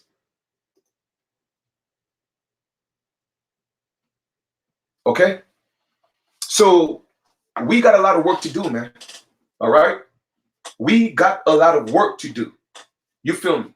And I'm going to make my disclaimer again. You know, by no means this video was meant to bash anybody. No, I just pointed out facts. I showed the research. All right? And if I'm giving my opinion, I give my opinion. All right? But everything that I've showed you is something that you could research yourself. All right? I'm not making anything up. But like I said, you see, the system, and that's the reason why I showed you that the brain initiative that Obama instituted. All right? The reason why I showed you that is to show you the manipulation. So now let me break this down now and bring it into full circle from a metaphysical perspective or a standpoint. All right? In this, what we call this universe, this realm, okay? Nature. We have seasons, we have time, okay? We have weeks, we have days, we have months, minutes, seconds, hours. We also have ages, okay? And age is, it ranges from about 23.5 or almost 25,000 years. It's always another age, okay? So for the past 25 or 26,000 years, we were in the I think it was the age of Aries, I think it was. Okay, so we were in the age of Aries. You feel me? And within that age, of course, there was people was looking for this one savior. All right, this one figure to be a savior. And within the last 2,000 years, and within that 25-year span or 26,000-year span, all right, there have been many saviors. It wasn't just so-called Jesus or Yeshua or Mithra or Zeus or Apollo or all these different personages. They all have the same story, all right? Born of a virgin, December 25th, got crucified or got killed and rose on the third day. It is all the same story, all right? It is all the same story. But supposedly, Jesus, Yeshua, was the last one. So now we came out of that age, and now we are actually in the Aquarian age. Okay, we are in the Aquarian age right now, where everybody is waking up, asking questions, questioning things. So there is no coincidence that people are all of a sudden waking up in families. It's not a coincidence. All right, it has to do with astrology and the relationship that we have and the relationship that we have with nature and the universe. You dig? So the reason why I'm bringing, the reason why this is important is because apart from the ages, all right, we had societies and systems. Remember, we live in a world of duality. You have the masculine energy and the feminine energy. All right. Now, Mother Earth has gone through too much abuse from the patriarchal society. So Mother Earth is pushing back. Okay. Mother Earth is pushing back, and she is trying to resurrect the feminine energy. Now, because this, now hear what I'm saying, brothers and sisters. By no means this is an attack on our gay brothers and sisters, because they still are our brothers and sisters. All right, I gotta make sure I make that disclaimer right there. But I want them to see that there is an agenda, whether you're gay or not. There is an agenda, And for you to deny that, you are in denial. Okay? I want to give you something to think about this evening. All right? So let me break this down from a metaphysical standpoint. These people have studied us. They know the power of our women, not just our women, but the feminine energy. They know that. So because they know that Mother Earth, okay, the time for the patriarchs or the patriarchal society to rule, their time has long gone. It's gone. Okay? Right now, they're literally at the verge of just falling out because they're fighting amongst themselves. Men are fighting amongst themselves. You feel what I'm saying? So the frequency has changed for a very long time. So now it's reverting back to a feminine energy. But because they know this, because they study us, what did they do? They want to make sure that they play into that. Okay? So they are using the spiritual aspects, okay, of who we are, the spiritual characteristics of who we are, all right, and manipulating the spiritual realm so that it will manifest in the physical. So because they know Mother Earth is reverting back into a feminine, how would I put it, a matriarchal world or matriarchal earth, a matriarchal system, so to speak, because man has done enough damage and Mother Earth is tired. All right, Big Mama is tired. So what are they doing? They are using that to their advantage. So now they're using atrazine, they're using mercury, and they're using vaccines and putting it in food and water and drinks. All right. So apart from the feminine energy, you see, there's the thing. Let me, like I said, let me put that in perspective for y'all. Even we, the men, okay, we, the men, we are supposed to gravitate because you see, we have gone too far on one side, dealing with the patriarchal society. Even we as men, we have to come back to center ourselves and balance ourselves. What does that mean? It means that we have to have a little more empathy, okay? A little more love for our women. It doesn't mean that we're supposed to be soft. It doesn't mean that we're supposed to be gay. No, I'm talking about me as a man, all right? All it means is that we're supposed to have a little more compassion for our women. Reach out to them and help elevate them, okay? Because that's what we are supposed to do. No more time for the patriarchal society. But the powers there be, they know this, all right? They have infiltrated the spiritual realm and they are using that to their advantage. So because they know a lot of men are becoming more sensitive towards women, what they're doing, they're using that and they're using atrazine, they're using mercury, they're using vaccines to turn them into females. You see what I'm saying? So at the end of the day, they're trying to trick Mother Nature. Mother Nature, I know you want the feminine energy to come back. I'm going to still give it to you, but I'm going to let a man give it to you opposed to a woman giving it to you. But they can't trick Mother Nature. And that's why I tell people it's a detriment. So this is not an attack on our brothers and sisters who are gay. I'm just letting you know what's going on. Whether you want to believe it or not, it's going on. You feel what I'm saying? It's going on. So they have manipulated the spiritual realm, all right? And because they know the feminine energy is coming back, and we as men, we have to get a little softer, all right? Not soft, but softer. In other words, more compassion for our women. Love them more. Stop ill-treating them. Raise their frequencies. Raise their vibrations. That's what we are supposed to be doing right now. But they are playing on that, all right? So now they are getting some support from chemically induced water and food and vaccinations. And that's why I had to bring it back into a 360 and show you that this is an agenda. There you go. Okay? So like I said, this is nothing personal. It's not. I mean, it's very simple. If you want to live your life and be who you are, that's on you. As long as you're not bringing it to me, I'm good. Okay, as long as you're not violating me, I'm good. That's just my thing. All right? You deal with your creator when you meet your creator. I'm not your judge. I can only judge myself. You feel me? I have friends who, who are gay. And it's respect. They can't cross that line because we can have some problems. Anybody disrespect me, we're going to have some serious problems. So I respect you for who you are and what you do. Respect me for who I am and what I do. That's not my thing. You feel what I'm saying? But at the same time, I know that we are all in it together.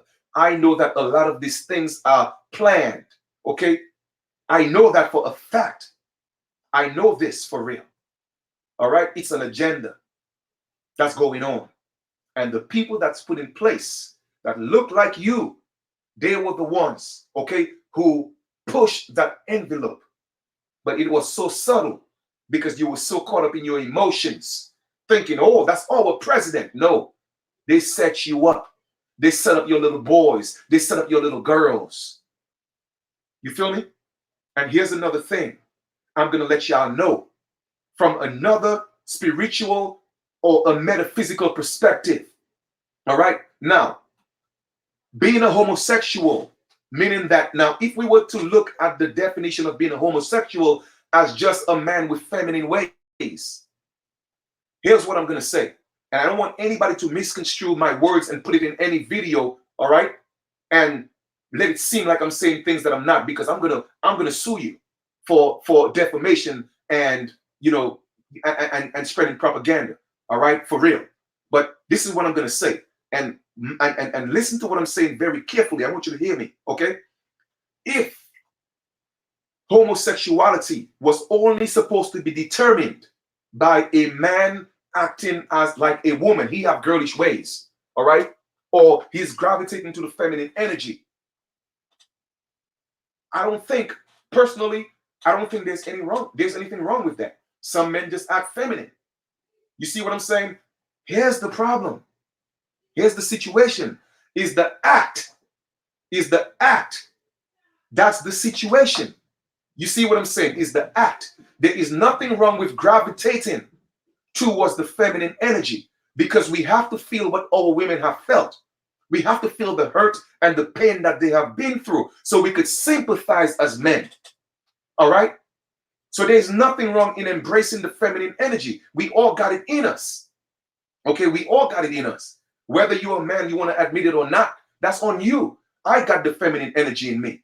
But because I'm a man, the masculine energy is more prominent. You feel what I'm saying? But I still have the feminine energy in me because I know how to be compassionate. Okay? I know how to be gentle. I know how to be nurturing. I know how to be caring. So that's when that kick in. But I would not, under any circumstances, sleep with a man. You see what I'm saying? So because these people know this, that the feminine energy has to step in, they have used that to their advantage and infiltrated, like I said, the spiritual realm and forced our little boys and girls to be homosexuals. Okay? Because Mother Nature is looking for that balance, but they're trying to trick Mother Nature into thinking that energy is coming from the woman. But it's not. So that's what's happening right now. You feel me? So I'm just going to conclude this video by saying this. We are at war. And a lot of our people don't realize that. There's an attack on us. And a lot of people don't realize that because they're living in the flesh. You see, when you live in the flesh is weak. And you don't see things from a spiritual perspective. You don't see the demise of our people. You don't see the genocide because you are blinded by your wants and your physical needs. You feel me? You're blinded by that. And you don't realize what's going on. Now, I'm going to show y'all something real quick. Let me just draw a little diagram real quick.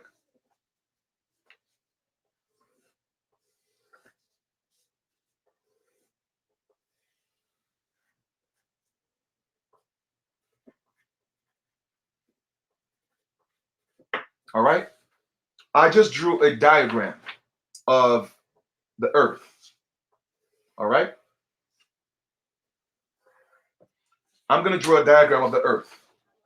Now, it may not be, like I said, this is just something real quick, right? Now, check this out. This right here is the earth, right? Now, Let us do an experiment because I'm about to conclude this video. I'm about to conclude this video because, like I said, this agenda is real, and I want y'all to see the realness of this agenda. Once again, disclaimer: I'm not here to bash anybody. You feel me? I'm not here to do that. Okay, check this out. This is the earth. And if we were to do an experiment, all right, let's take all the men. Now, I'm going to ask a question. What do you think is the average lifespan of men and women nowadays? I want anybody to post that in the chat.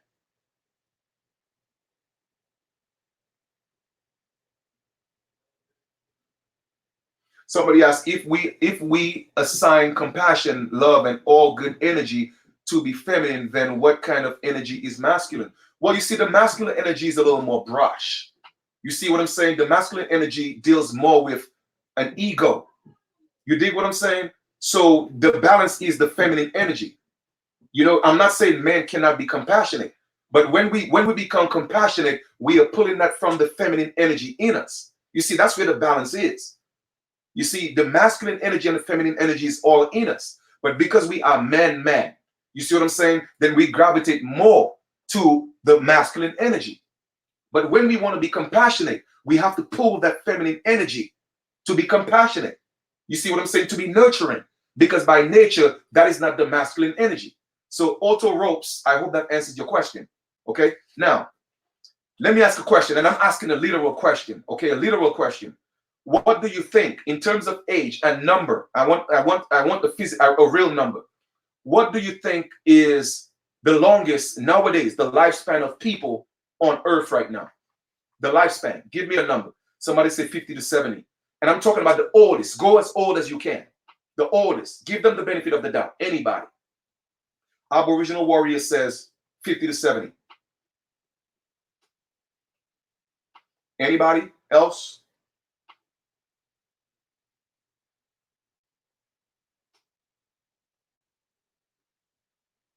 And we're going to give, like I said, we're going to give them the benefit of the doubt. What is the oldest you think that a person could live today in terms of years?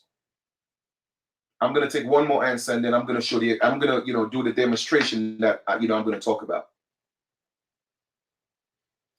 So Aboriginal Warrior says 50 to 70. All right. All right. All right. Someone says, okay, another, Corinzi Mode Entertainment says 100. Okay, okay, we getting there with it. All right. Rona says, all right, 87 to 102. All right, so good. So you know what? Those are great numbers. Now this is what I'm gonna do, right? I'm gonna give everybody the benefit of the doubt. All right. Peace and Love says, 100. All right. Another one says, Viviana says 105. Okay, so yeah, we got some great numbers, right? So this is what I'm going to do. Star Strike says 52. Okay, so I'm going to give the benefit of the doubt. Let's just say that everybody right now could live to the age of 200. Okay, let's just say that everybody right now could live to the age of 200. Seeing that I highlighted everybody's own, let me just show, Mr. Real Estate New York says 120. Okay, so we have had people who live at that age, All right, so that's cool. Empty Soul says, 115. All right, so we're getting some great numbers, right? We're getting some great numbers. All right, good. I think that's enough for now. Thank you. I appreciate that, right? So check this out. I'm going to give everybody the benefit of the doubt, and I'm going to exaggerate on that number here for a second. All right, let's just say we all could live up to the age of 300 years old. 300 years old. All right, let's just say we all could live to 300 years old right now. Let us do a test. This is what we're going to do. Zazie said 105. All right. Thank you for all the input, guys. This is what I'm going to do. This is the world, right? So we're going to say 300 years.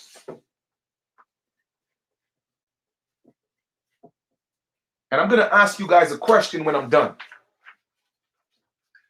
If this is Mother Earth right here, and we're going to do an experiment, all right? And like I said, I'm being very, very generous and gracious with the number of years that people could stay on the face of this earth, right?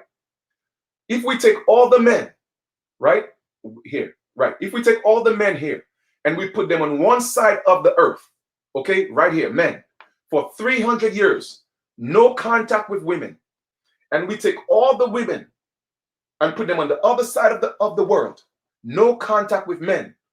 Let me ask you a question. What's going to happen in 500 years? I want anybody to answer that question for me. Anybody answer that question for me?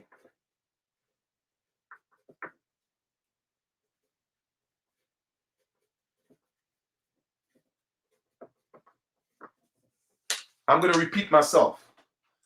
If we were to take all the men in the world and put them on one side of the earth, and all the women put them on one side of the earth for 500 years, but they could only live for 300 years, what's going to happen? One person says no life. That is correct. That is absolutely correct. You feel what I'm saying? That's the extinction.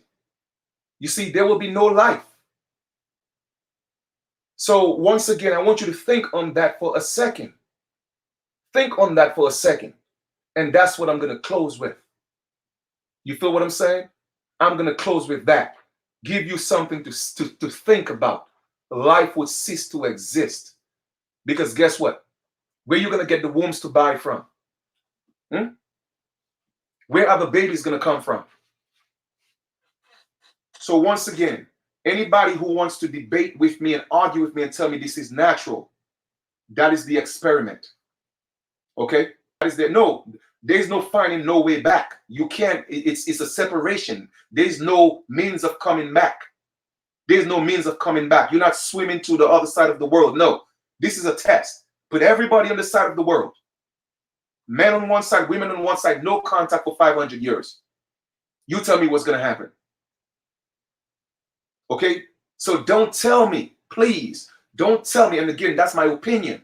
Don't tell me it's natural. Don't tell me it's natural. Okay? And that's my opinion. I told y'all I'm going to tell you when it's my opinion. That's my opinion. It is not natural. It is a choice. Whether the choice was done voluntarily or involuntarily, and when I say voluntary, I mean that you choose to live that lifestyle, or involuntarily, meaning that you went through an experience and you got caught up. That's number one. Number two, your family, they were in the lifestyle and you just learned it. That's number two. Or through your food, the water, the mercury, and the atrazine. That means it was involuntary. It was forced upon you. But at the end of the day, it was still a choice. Now, am I mad at you for that? No. Because like I said, you do what you want with your life. I'm not here to judge anybody. Okay? I'm not here to judge anybody. Because I used to be a dancer. Dancing for women only. Let's put it that way. Dancing for women only. I've never danced for men. All right? I just want to make that clear. All right? But that was my choice. Do I want people to judge me for that? No. No. That was at some point in my life I did that. I took care of my son. All right? And I had my son in private school for 10 years because I had to do what I had to do as a father, as a dad. And I have no regrets with that. So the point I'm trying to make is I didn't want anybody to judge me then and now. So I'm not going to judge anybody. All right? I'm not going to judge anybody for being gay or homosexual or LGBT or none of that, or transgender. It is not my job or duty to judge you. Nah, I'm not going to do that. But I am going to point out the facts of life. All right? Does it mean that if I see a gay brother or sister dealing with a situation in the streets, I'm not going to help them? No, that's not what it means. I'm going to help them. That is still my brother, and that's still my brother, and that's still my sister. Okay? I'm still going to help them because that's my nature. You feel me? But at the end of the day, I'm not going to sit here, all right, and be a hypocrite, all right, about what's happening to our people. You feel me? There is an agenda going on, and they are trying to prevent people from what the Most High said. The covenant with us and the Most High to be fruitful, multiply, and replenish the earth. in this scenario right there, okay, this defies everything that Mother God said. Okay? It will not be fruitful, it will not multiply, and there will be no replenishing of the earth. You feel what I'm saying? So, with that being said, I'm just going to leave it here. Okay?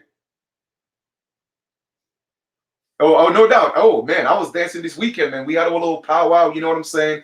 I was having a ball at the wedding on the floor doing my thing. You feel me? So at the end of the day, family, I just wanted to do this video. Once again, I hope I didn't come off as being judgmental or attacking anyone. That wasn't my intentions. All right. I just think that it was a topic that needs to be had because I don't hear nobody talking about it because everybody's so sensitive. Everybody's afraid to talk about it. I'm not afraid to talk about it. I don't care who hate me, who dislike me, whatever. All right. I'm just here to speak the facts. You feel me? And like I said, I'm not going to treat anybody differently from how I would treat anybody else. That is your lifestyle. Man, do you. Because I tell people, he without sin cast the first stone. All right? Everybody got this story to tell. And at the end of the day, it's between you and your creator. I am not here to judge you. You feel me? So with that being said, I just wanted to point those things out. You see? The feminine energy, Mother Earth, is making a way to replenish herself.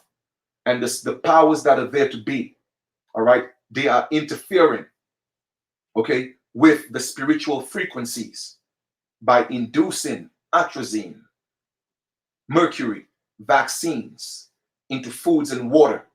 And that's what's happening right now. You feel what I'm saying? So at the end of the day, does it mean that when things hit the fan, gay men and women will not fight? Of course they will fight for the right causes.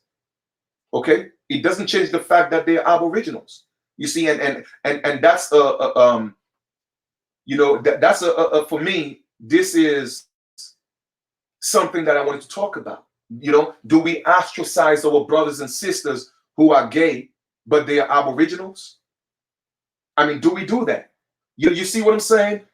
So that's a question that I'm asking you guys. Do we ostracize our brothers and sisters who are gay or transgender? Do we ostracize them but they're aboriginals? Should we shun them? I'm asking y'all this question. You know, that is the question that I'm asking. And I really want your honest opinion. You know, don't be afraid to speak your mind because I'm speaking mine. You see, we have to have honest discussions. It's the only way we are going to be able to work together and heal ourselves. Okay? When we speak from the heart and we speak the truth. Because too many people are being hypocrites. Too many people are hiding behind the truth, afraid to talk. You see what I'm saying? Well, somebody said we don't need that crap in our boat. And you know, Gold Tread Lion, I respect your opinion. You know what I'm saying? I respect your opinion. I'll give you mine when I'm done. All right? He says, cry out loud, spare no one, show my people their transgressions. Okay? That's what, you know, Mr. Real Estate says. All right? Here we go. Here we go. All right? That is, and listen, everybody's opinions, you know, they're expressing that. That's their opinion. Okay? Anybody else? Somebody says, well, I don't know what Isaiah 3:01, you know, 31, you know, chapter 31 says. I don't know, so I can't quote that. You know what I'm saying? But I just want you to show that and pose there. You know what I mean? But I have my own opinion on that. Okay? I have my own opinion on that. And this is what I'm going to say. At the end of the day, we all have the same destination. I'm assuming that, right? But we all can have a different means of transportation. Just like I tell people, all right? There are people in the Aboriginal community who say they're Aborigines, they're American Indians, but their energy is not right. You feel me? Do I want these people riding in my car on my journey? Nah, that's energy. I ain't dealing with that. You see what I'm saying? But at the end of the day, Am I going to ostracize our brothers and sisters because they're gay or transgender? No, I'm not going to do that. I'm not going to do that. Like I said, if one of them is going through a situation in the streets and I could assist, I am going to assist. And that's just me. Okay, that is just me. All right. But I just want them to know the truth. Because I think that by us being wholesome again, our brothers and sisters will come back home. That is just me. You feel what I'm saying? I just think that. So that's what I'm saying. I'm not here to gay bash anybody. That's not what this is about. You feel me? This is not my job. All right? The way things are going to play out, I will leave that up to the Creator. It is not my job. So I'm going to embrace all my people. And like I said, that's just my opinion. All right? That is just my opinion. Okay? I'm not God. I am a God, but I'm not God. All right? I didn't create everybody. You see what I'm saying? So at the end of the day, that's between them and the Creator. All right? So it still doesn't mean that they're not our people. And that is just my opinion. All right? It says, if a curse can come with it, why put it on the boat? Well, again, like I said, who's to say it's a curse? You see what I'm saying? Like I said, who's to say it's a curse? And when I say talk about, somebody said, sad thing is, its religion has criticized them the most, but most gay and melanated people are religious. I know, but I'm gonna let me just address Gold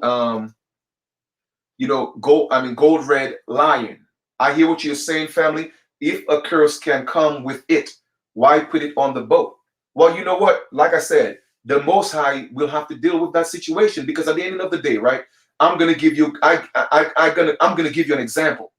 All right. Look at this. Look at Sodom and Gomorrah, right? Let us use that as an example. Sodom and Gomorrah, right? When the Most High said, if you could find 100 people in that city, all right, I would spare the city. They couldn't find one righteous person in that city, right? They brought it down to 10. In fact, 50, 40, 30, 10, 20. Even one, they couldn't find one righteous. And they had to leave the city. And which brings me back to what I was telling y'all before. Sometimes when a house is on fire, okay, when a house is on fire, what you have to do? You have to leave the house. You see what I'm saying? You have to leave the house and let nature take its course. So that's my stance on that. You see what I'm saying? I am not here to tell people what to do. I'm not here to bash nobody. That's not what it is. So I know I have to save myself. So I have to do what I have to do. You feel what I'm saying? But I'm going to do what I have to do so that the Creator could do what the Creator got to do. And that's just my opinion on that. You feel what I'm saying? All right. Let me see. Let me highlight this post. It said, respect is the key in harmony of Turtle Island. We must heal each other a day at a time. I agree, Red Wolf. I agree. FEFSETV. I totally agree. Is respect. You see what I'm saying? Because I personally, again, that's a belief. Well, I'm not going to say I believe, because I don't like to deal with belief, but it's my opinion that if we are able, okay, to be a wholesome people again and teach our people our history, our culture, all right, then I believe our people could be healed again. You know what I'm saying? I believe our people could be whole again. That is just my opinion. Okay? It's just my opinion. I think we can work on it. You feel me? But at the end of the day, like I said, if you feel that a house is burning down, then why stay in the house? Sometimes it's too late to call the firefighter. Salvage what you can and leave. And just let nature take its course. All right? And I agree. Aboriginal warrior, it's a spiritual battle beyond the flesh. You see what I'm saying? So this is something that's beyond my control. So you see, a lot of us sometimes don't realize that everything is a test. Okay? Everything is a test. It is the lesson that we have to learn in ascension. When you are ascending into your Godship or your Christ consciousness, so to speak, for the want of a better term, for the lack of a better term, right? We have to see things from a God perspective, right? We have to. And what do I mean by this? I mean that we as a people, right? We have to be able to embrace each other regardless of what it is, and let the spiritual work be done. Because I agree with our original warrior, it's a spiritual battle beyond the flesh. The flesh is weak, all right? And right now, personally, that is just my opinion. I just think that the flesh is weak, all right?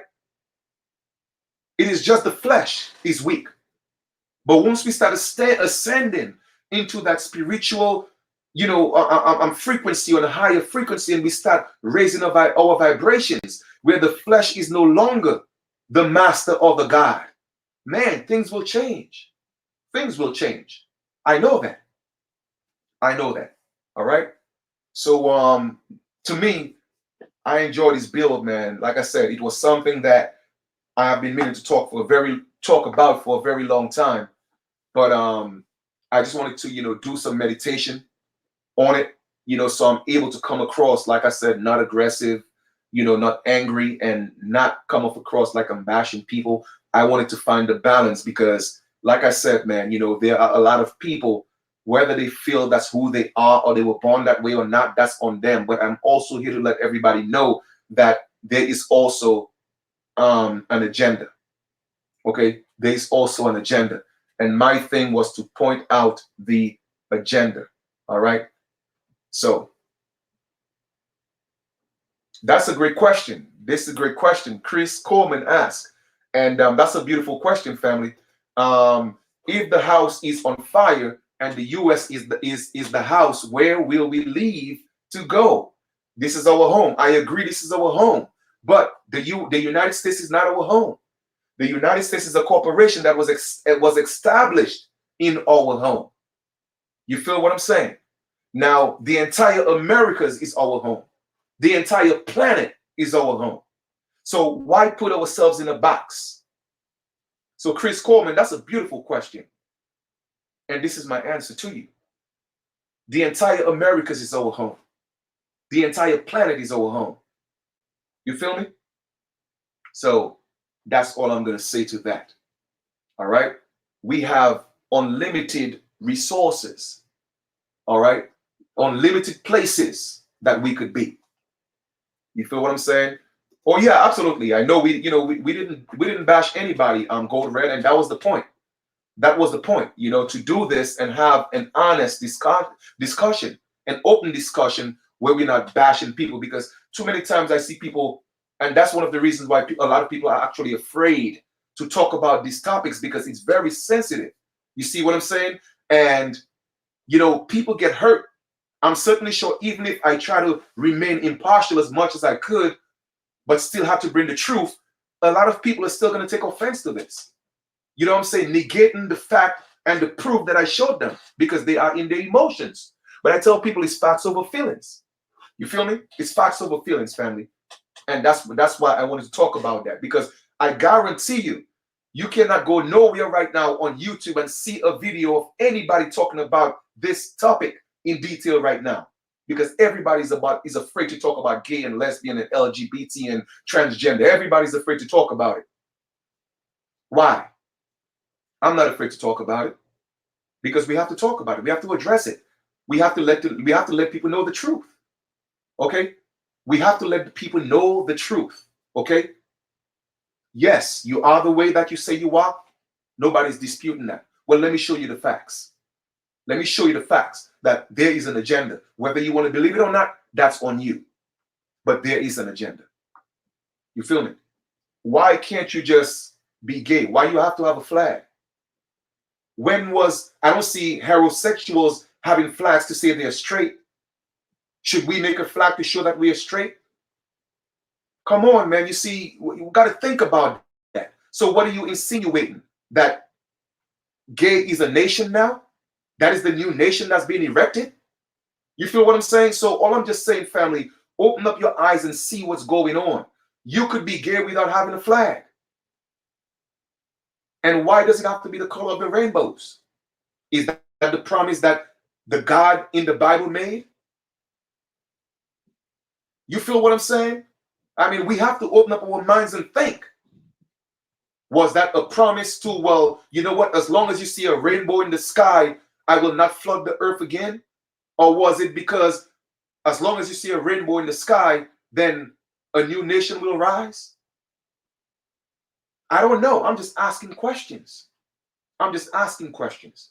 Why can't you just be gay and enjoy your life and not have a flag? Why do you have to have a flag to show that you are? Now, what if we have a flag and we start promoting our heterosexual flag? Now, is there going to be a war between gays and straight people? No. Why do we have to come to that? So once again, man, like I said, man, you have to see the agenda, man. You have to see the agenda. You feel me?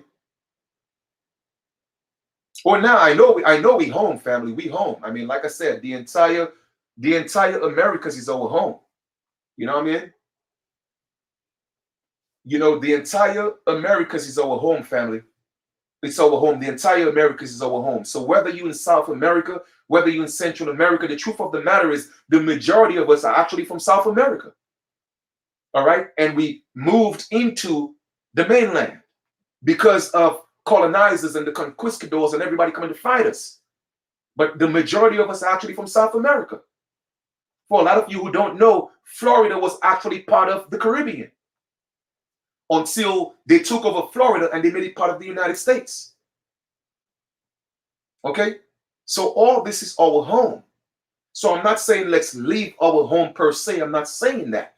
But however, we don't have to be in the United States. You did. All right? All right. You know, Creekwater said the better question is, who is the one behind the movement that is incorporated with the United States? Who is the founder? Who is the CEO? That's a great question. You see what I'm saying? Because it's an organization, and every organization have a president, has a vice president. All right? So those are questions that have to be asked. You feel me? It's an organization, man. It's a business. All right? It's a business, just like any other business. I guarantee you it has a Dun and Bradstreet number. Okay? It is patent.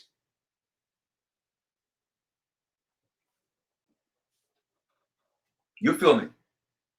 Somebody says, let me see what is that. It says, one thing about it, we can't keep begging to do right.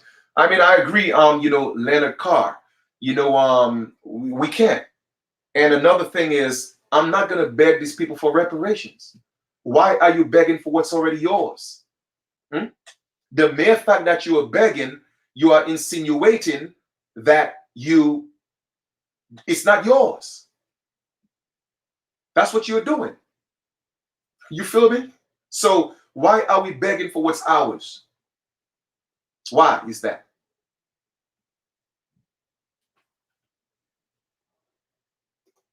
So here we go. Those answers will suffice for those who is behind the agenda. I guarantee you is probably connected with every other fashion, this group, such as Black Lives Matter. Absolutely. Okay? It's all coherent. It's all connected, man. All right? It's a big agenda, once again, for the genocide of the indigenous people of this land. You feel me? So here we go. But anyway, guys, you know, I really, you know, appreciate, love you guys, man, you know, for just, you know, coming on the bill today. And thank you so much for not getting too crazy with it and too wild with it. As a matter of fact, I didn't see any comments of anybody bashing anybody. So I'm thankful for that. All right. I just wanted to have an honest opinion. You see what I'm saying? So that we could talk and really get to the bottom of some things. All right? Because I think our brothers and sisters, you know, regardless of whether you're supposed straight or gay, you know, or transgender, I think we all need to look at this from a broader perspective. Look at it deeper than what it actually is. You see what I mean? So, you know, and I agree with, you know, Zazie, you know, it's to divide and conquer, such as Black Lives Matter and many others. Absolutely right. I agree with that. You feel me? So at some point, we have to come to some type of how would I put it? We have to come to the table and decide how we're going to move forward. All right. So I really, really enjoy this build, man. Like, you know what I mean? I feel comfortable. You know, I don't feel no way, you know what I mean, for doing this build. Like I said, it's something I've been meaning to do for months. Literally, I've been promising you guys I was going to do this for months. And I was just meditating on that because I wanted the delivery to come off the right way with the right intentions. You feel me? So I think I did an okay job. So I'm thankful for that. One of the next major builds that I'm going to do is I'm going to I may do it tomorrow if I have the time. But what I'm going to do is I'm going to do a build and just break down, you know, who is God? What is God? You know, I'm going to talk about man, woman. All right. I'm going to talk about the sun, the moon. You feel me? I'm going to talk about a lot of things, put more things in perspective. All right. That's what this platform is about. So I'm going to do that. I'm not, like I said, I'm not promising tomorrow, but depends on my schedule. You know, I'm going to make an attempt, you know, to do it tomorrow.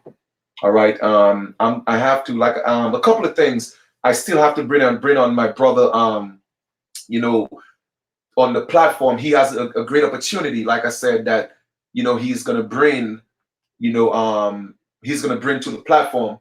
And we are going to, my brother Malin. All right. So I haven't forgotten about him. Also, I think my sister Salima, I think is her name, if I'm not mistaken. She homeschools, and she's going to come on the platform and talk about homeschooling, especially with an indigenous, you know, curriculum. So she emailed me the information. I just got to go over it. And, you know, that's what we're going to do. Like I said, this is what we're doing, man. You know, let's just bring in information, you know, to the platform. You know what I'm saying? Oh, yeah, absolutely. I agree with Max V Production, man. You know what I mean? The couple called LGBT gets abused by the colonizers too. I agree. So that's why I said, you know, let's not put down our brothers and sisters because they are going through it too. All right. As long as you're so-called black, you know, and personally, it's my opinion, a lot of our people are looking for a way out. And a lot of them think that's the easy way out because it seems like they're getting the most of the opportunities. They're getting more recognition. They're getting all the rights. So a lot of our people are more inclined, you see what I'm saying, to get into that lifestyle. So again, all that is part of the agenda. You feel me? So they're still going through the abuse. So do they deserve reparations? Yes, absolutely. Do we deserve reparations? Man, we deserve our land. I don't want your fiat currency. I want our land. I want it back. That's what I want. Keep your fake money. I don't want it. All right? Don't want it. All right. Definitely, Brother Roman Wolf, you know, all praises to the Most High and our beloved ancestors. Absolutely, man. You know, creek running water, that's my brother, partner, you know what I'm saying? Yeah, so well, Chief Kalanago, we only have to move in silence towards certain topics. Indeed, indeed, indeed. That was sensitive matters. We are not here to judge. The Most High is in control, please, from Zazie. Absolutely, I agree. And once again, like I said, this is not about judging anybody. This was just to open an open discussion. Hopefully, from, you know, this discussion today, more people could talk about it more openly. You see what I'm saying? Because at first, when people ever spoke about being gay or being transgender or being a homosexual, what have you, it was all about bashing and all those things. You know what I'm saying? And man, listen, I just wanted to have a different discussion, a different conversation. You feel me? And that was my intent. So I'm cool with that. Feel me? So talking about reparations, like I said, I don't want your fiat currency. We want our land back. All right. Give us our land, give us our freedom, give us back our culture. All right. And take these $5 Indians out of our place. All right. That's where I'm at with it. For real. Okay. So guys, man, listen, I know we've been on here for a minute. I don't even know how long we've been on here. I think we started at what time? I can't what time we started? It's about 9 now. Anybody know what time we started the live?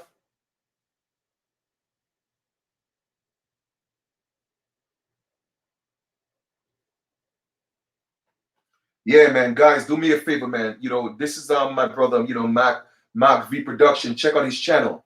All right, you know, go to the brother's channel and subscribe. You know what I'm saying? And go Go to Brother Crick, Running Water channel and subscribe as well. You know what I'm saying? So just wanted to highlight them so you know what their channel profile look like. So go, give them some subscriptions. You know what I'm saying? So let's make this happen. There, yeah, we started at 4:15. Man, yeah, we've been going on for a while right now. So I figure about 9:15 or maybe 12 more minutes. Thank you, Golden Crown Sparrow. We could definitely start wrapping that up. You did? So literally 5:15, 6:15, 7:15, 8:15, 9:15, about 4.5 hours. I think that because I knew it was going to take that long, just because it was such a sensitive, topic. I knew it was going to take that long. You did? So this Sunday we are going to continue with the matriarch build. You know what? I'm gonna try to see if I could reach out to sister I think it's Salima, and see if I could go over the curriculum with her tomorrow sometime, and maybe Sunday if I could bring her home in regards to homeschooling and with an indigenous curriculum, teaching our people from an indigenous standpoint, because we have to get to the point where we have to teach our own children. All right, I am definitely for that. So I have to bring her on. Also, I still have to bring in Brother Marlon about the opportunity I've been telling you guys about. So I'm going to work on that. As you could see, look at this, man. Love this darkness in the sun. I've been getting some sun, getting my tan. Look at my arm compared to my face. This sun is beating me up. I'll be sun gazing out there, like just looking at the sun, and I love it, man. I love it. I love it. Yeah, definitely. Yeah, about 3 hours ago. Yeah, no doubt, no doubt.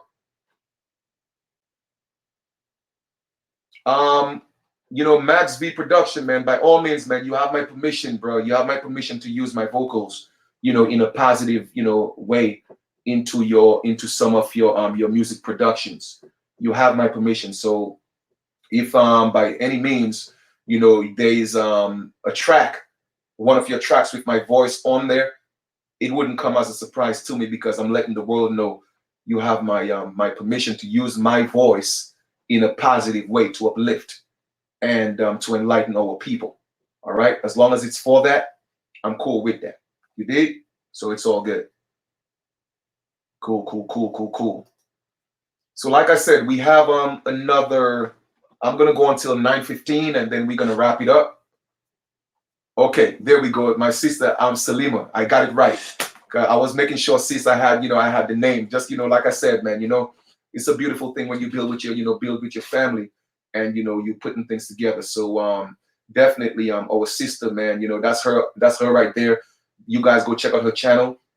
She teaches about homeschooling, and she has an indigenous curriculum. She sent me some information, so I'm gonna try to see if I could reach out to her sometime tomorrow. We could go over that. Sis, if that's good for you, just let me know, and we'll do that, and we'll try to plan that for Sunday. All right, so we could at least bring you on, even if it's for half an hour, whatever it takes. I don't care. If you're gonna take the whole time we on there, man, listen, I just want to get the information to our people. All right, so we're gonna make it happen. So thank you for everything that you do, and I want to thank each and every one of you, man, for being a part of the build today. I know a few people actually supported the super chat. Let me just go down and see if I could find them, because I was going in. I never really paid attention to those who supported the super chat, and I was hoping that my moderators would have acknowledged those people for me, but man, I'm not seeing. It only takes me back to about 8:15 p.m. So my apologies. I know I acknowledged one brother. He always supports, but I think there may have been someone else, and I didn't get a chance to acknowledge them. So any one of you who supported the super chat this evening on this build, I truly appreciate that. It means a lot. Thank you so much. All right. Yeah. All right, cool. So I think we good, man. I think we good. All right, cool. No diggity. Yep. Man, listen, man, I love our people, man. You know what I mean? I love our people with a passion, man. I'm telling y'all, for real. It takes a lot of energy and dedication to do this. And like I said, whatever the Great Spirit have in store for us, You know, it's going to happen. Either way, it's going to happen. And I just want y'all to know this. We are going to be just fine. All right. We are going to be just fine. Okay. Let us not forget we came from the stock of the great mother. You see what I'm saying? So at the end of the day, we are going to be good. We are going to be good. So let us just continue to walk, push the envelope, man. Let us not give up, because they say pressure bust pipe. Well, let's continue the pressure. All right. Let's continue the pressure, because we shall be whole again. All right. We shall be whole again. It's going to happen. I know it. I have seen a light at the end of the tunnel. All right. So we are making some waves. Believe that we are. And that's just my words of encouragement. Don't give up. Don't give up on us. I'm not going to give up on us either. Okay. I'm going to keep on pushing. I'm going to keep on standing tall, because we still have a lot of work to do. All right now, we are just fine tuning the kinks. All right. All our little differences. Let us try to work them out, because what we are fighting is a whole lot bigger than the flesh. All right. Like one of my brothers eloquently articulated it. All right. It's bigger than the flesh. So let us not spend too much time worrying about the flesh. Let us focus more on the spirit. All right. And see people who they are for their spirit, their soul, the light that's in them. Okay. Let us see them for that, because we have, like I said, we have a bigger task on our hands right now. You feel me? And that's what this is about. The flesh is weak, family. The flesh is weak. So whatever the flesh does, yes, we should hold ourselves accountable for that. But learn to forgive yourself. Okay? Because the flesh is weak. The flesh will be tempted. All right? The flesh will be tempted. So, you know, we have a lot of work to do, man. And like I said, family, we've all been through our paths in life. You know what I mean? We all have walked our walk. Even right now on the internet, you have two brothers going around, you know, showing flyers of me when I used to dance, and you know what I'm saying, spreading rumors and propaganda. You know what I'm saying? Like, bro, like, why would two men get on a video? You know what I'm saying? And for over half an hour or an hour, whatever, and show flyers of a man dancing for women. Like, why would you even do that? Like, to me, man, that's suspect, bro. Suspect. Like, really, it sounds like two women sitting down gossiping. Like, man, and that's the state of mind of our people. And those are the same people. Those are the same people. You know what I'm saying? You can't find any information of them on the internet, because they got so much to hide. You see what I'm saying? They got so much to hide. You don't know what their real, the name that their parents gave them, because if you were to get it, you would realize what?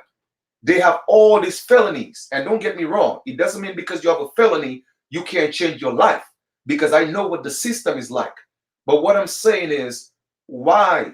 You know what I'm saying? I did what I had to do, and there's no regrets. When I did it, I was the best. You see what I'm saying? I was the best in New York when I did it.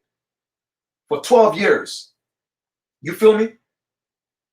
So even got on the cover and center of Playgirl.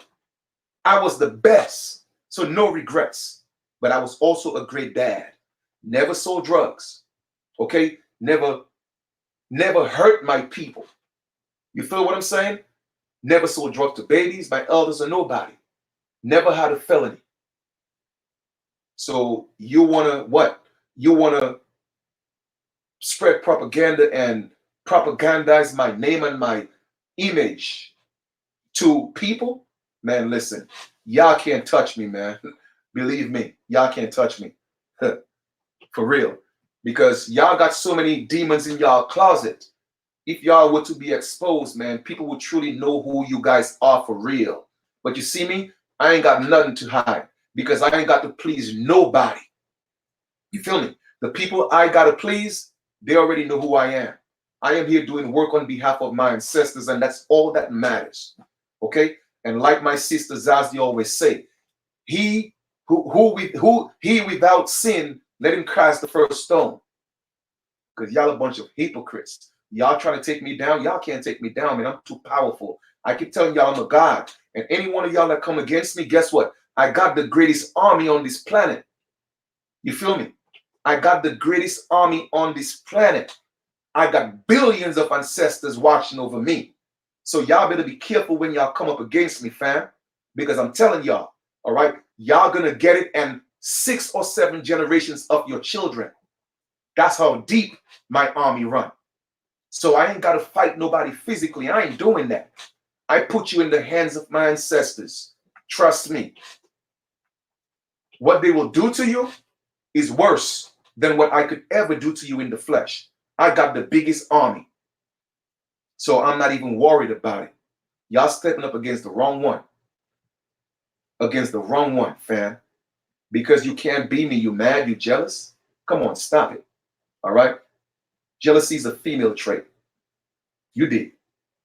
But anyway, let us go back to our build, all right? We got another 1 minute. Oh, of course, I already know what it is, sis. I already know what it is. They think they could, propagandize my name and spread rumors and stuff like that. Man, listen, my life is no secret. My entire life is on YouTube. You know why?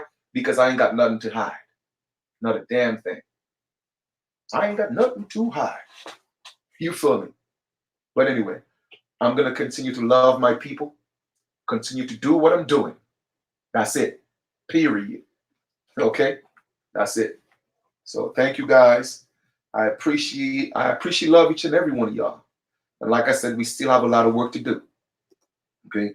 We still have a lot of work to do. You feel me? That's it. We have a lot of work to do, man.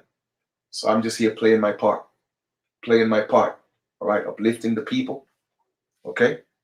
That's it. Uplifting the people, enlightening the people, and building with the people. That's what I do. Everybody could see my walk. Everybody see my journey. I'm out here in the streets doing it for real. So, but it's a beautiful feeling, though. It's a beautiful feeling, It's a beautiful feeling. And we have a lot of great things coming, man. That's just the truth. We have a lot of great things that's coming ahead of us. So let's embrace ourselves for that. There are also going to be rough times, and hey, you know what? Sometimes you got to take the bitter with the sweet, right? But at the end of the day, family, we shall overcome. I know we've been hearing this for a very long time, and I'm not here to sing the kumbaya. No, I'm not here to sing the church songs. No, but I'm here to tell you for real. All right. We will be restored.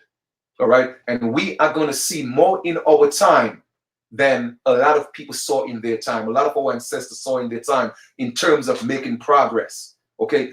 Because 2020 is going to be a monumental year for American Aboriginals. All right. You know what I'm saying? So it says, it when had the chance to remove videos of your past, including the short films and series you played in.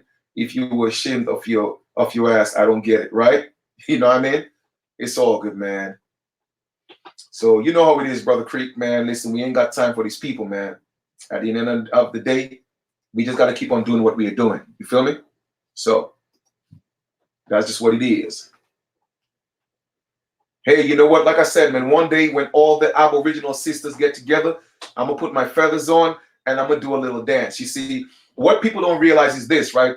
Go read what you might call it, Varazona. Go read Varazona letter to the King of France. When he said what?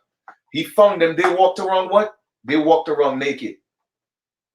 That's our people. That's in my nature, man. I'm a carried by blood and I'm Anion. You feel what I'm saying?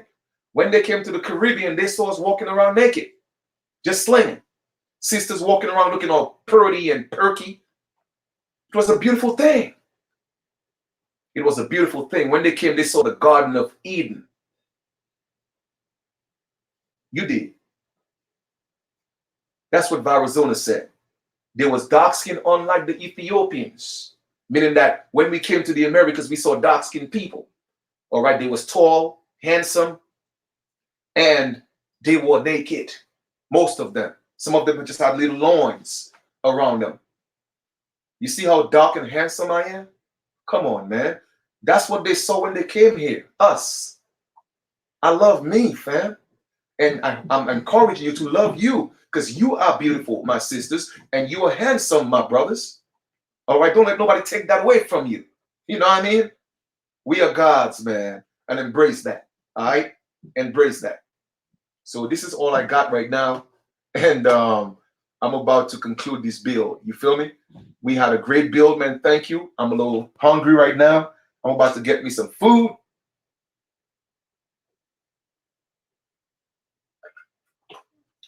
Man, we are a beautiful people, man. We are a beautiful people. All right.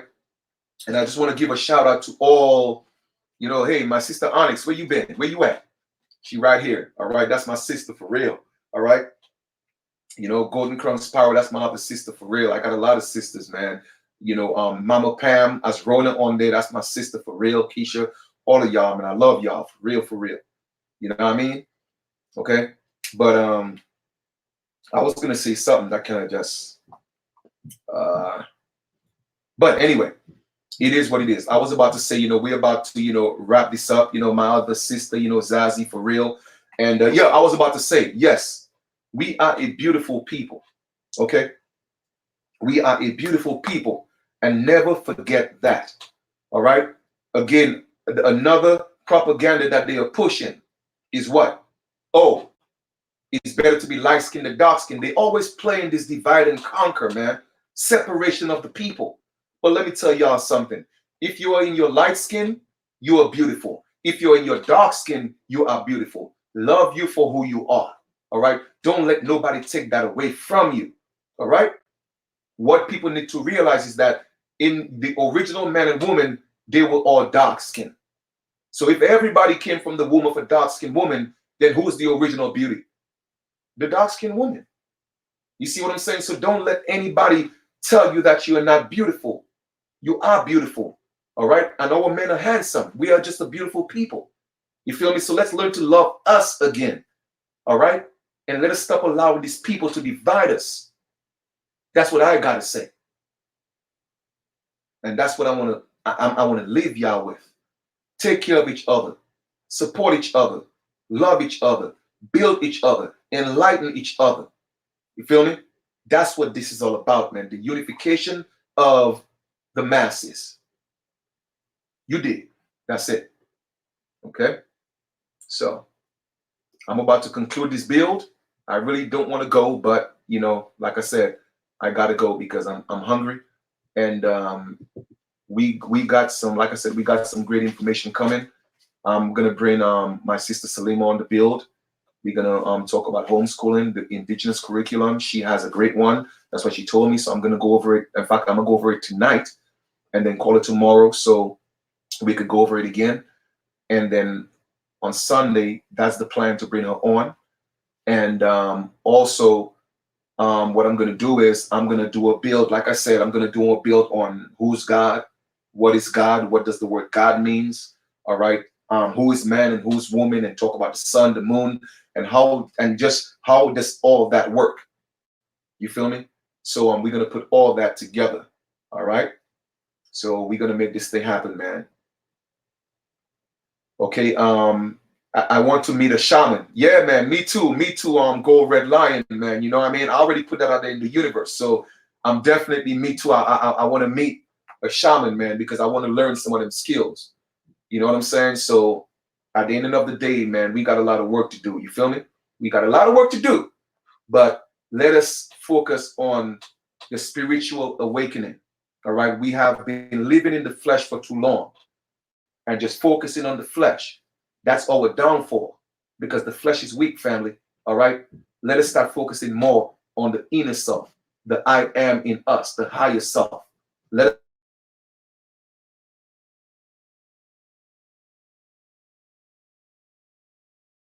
us find that wonderful.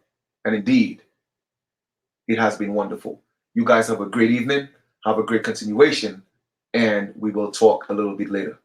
Wholesomeness and love. I'm out.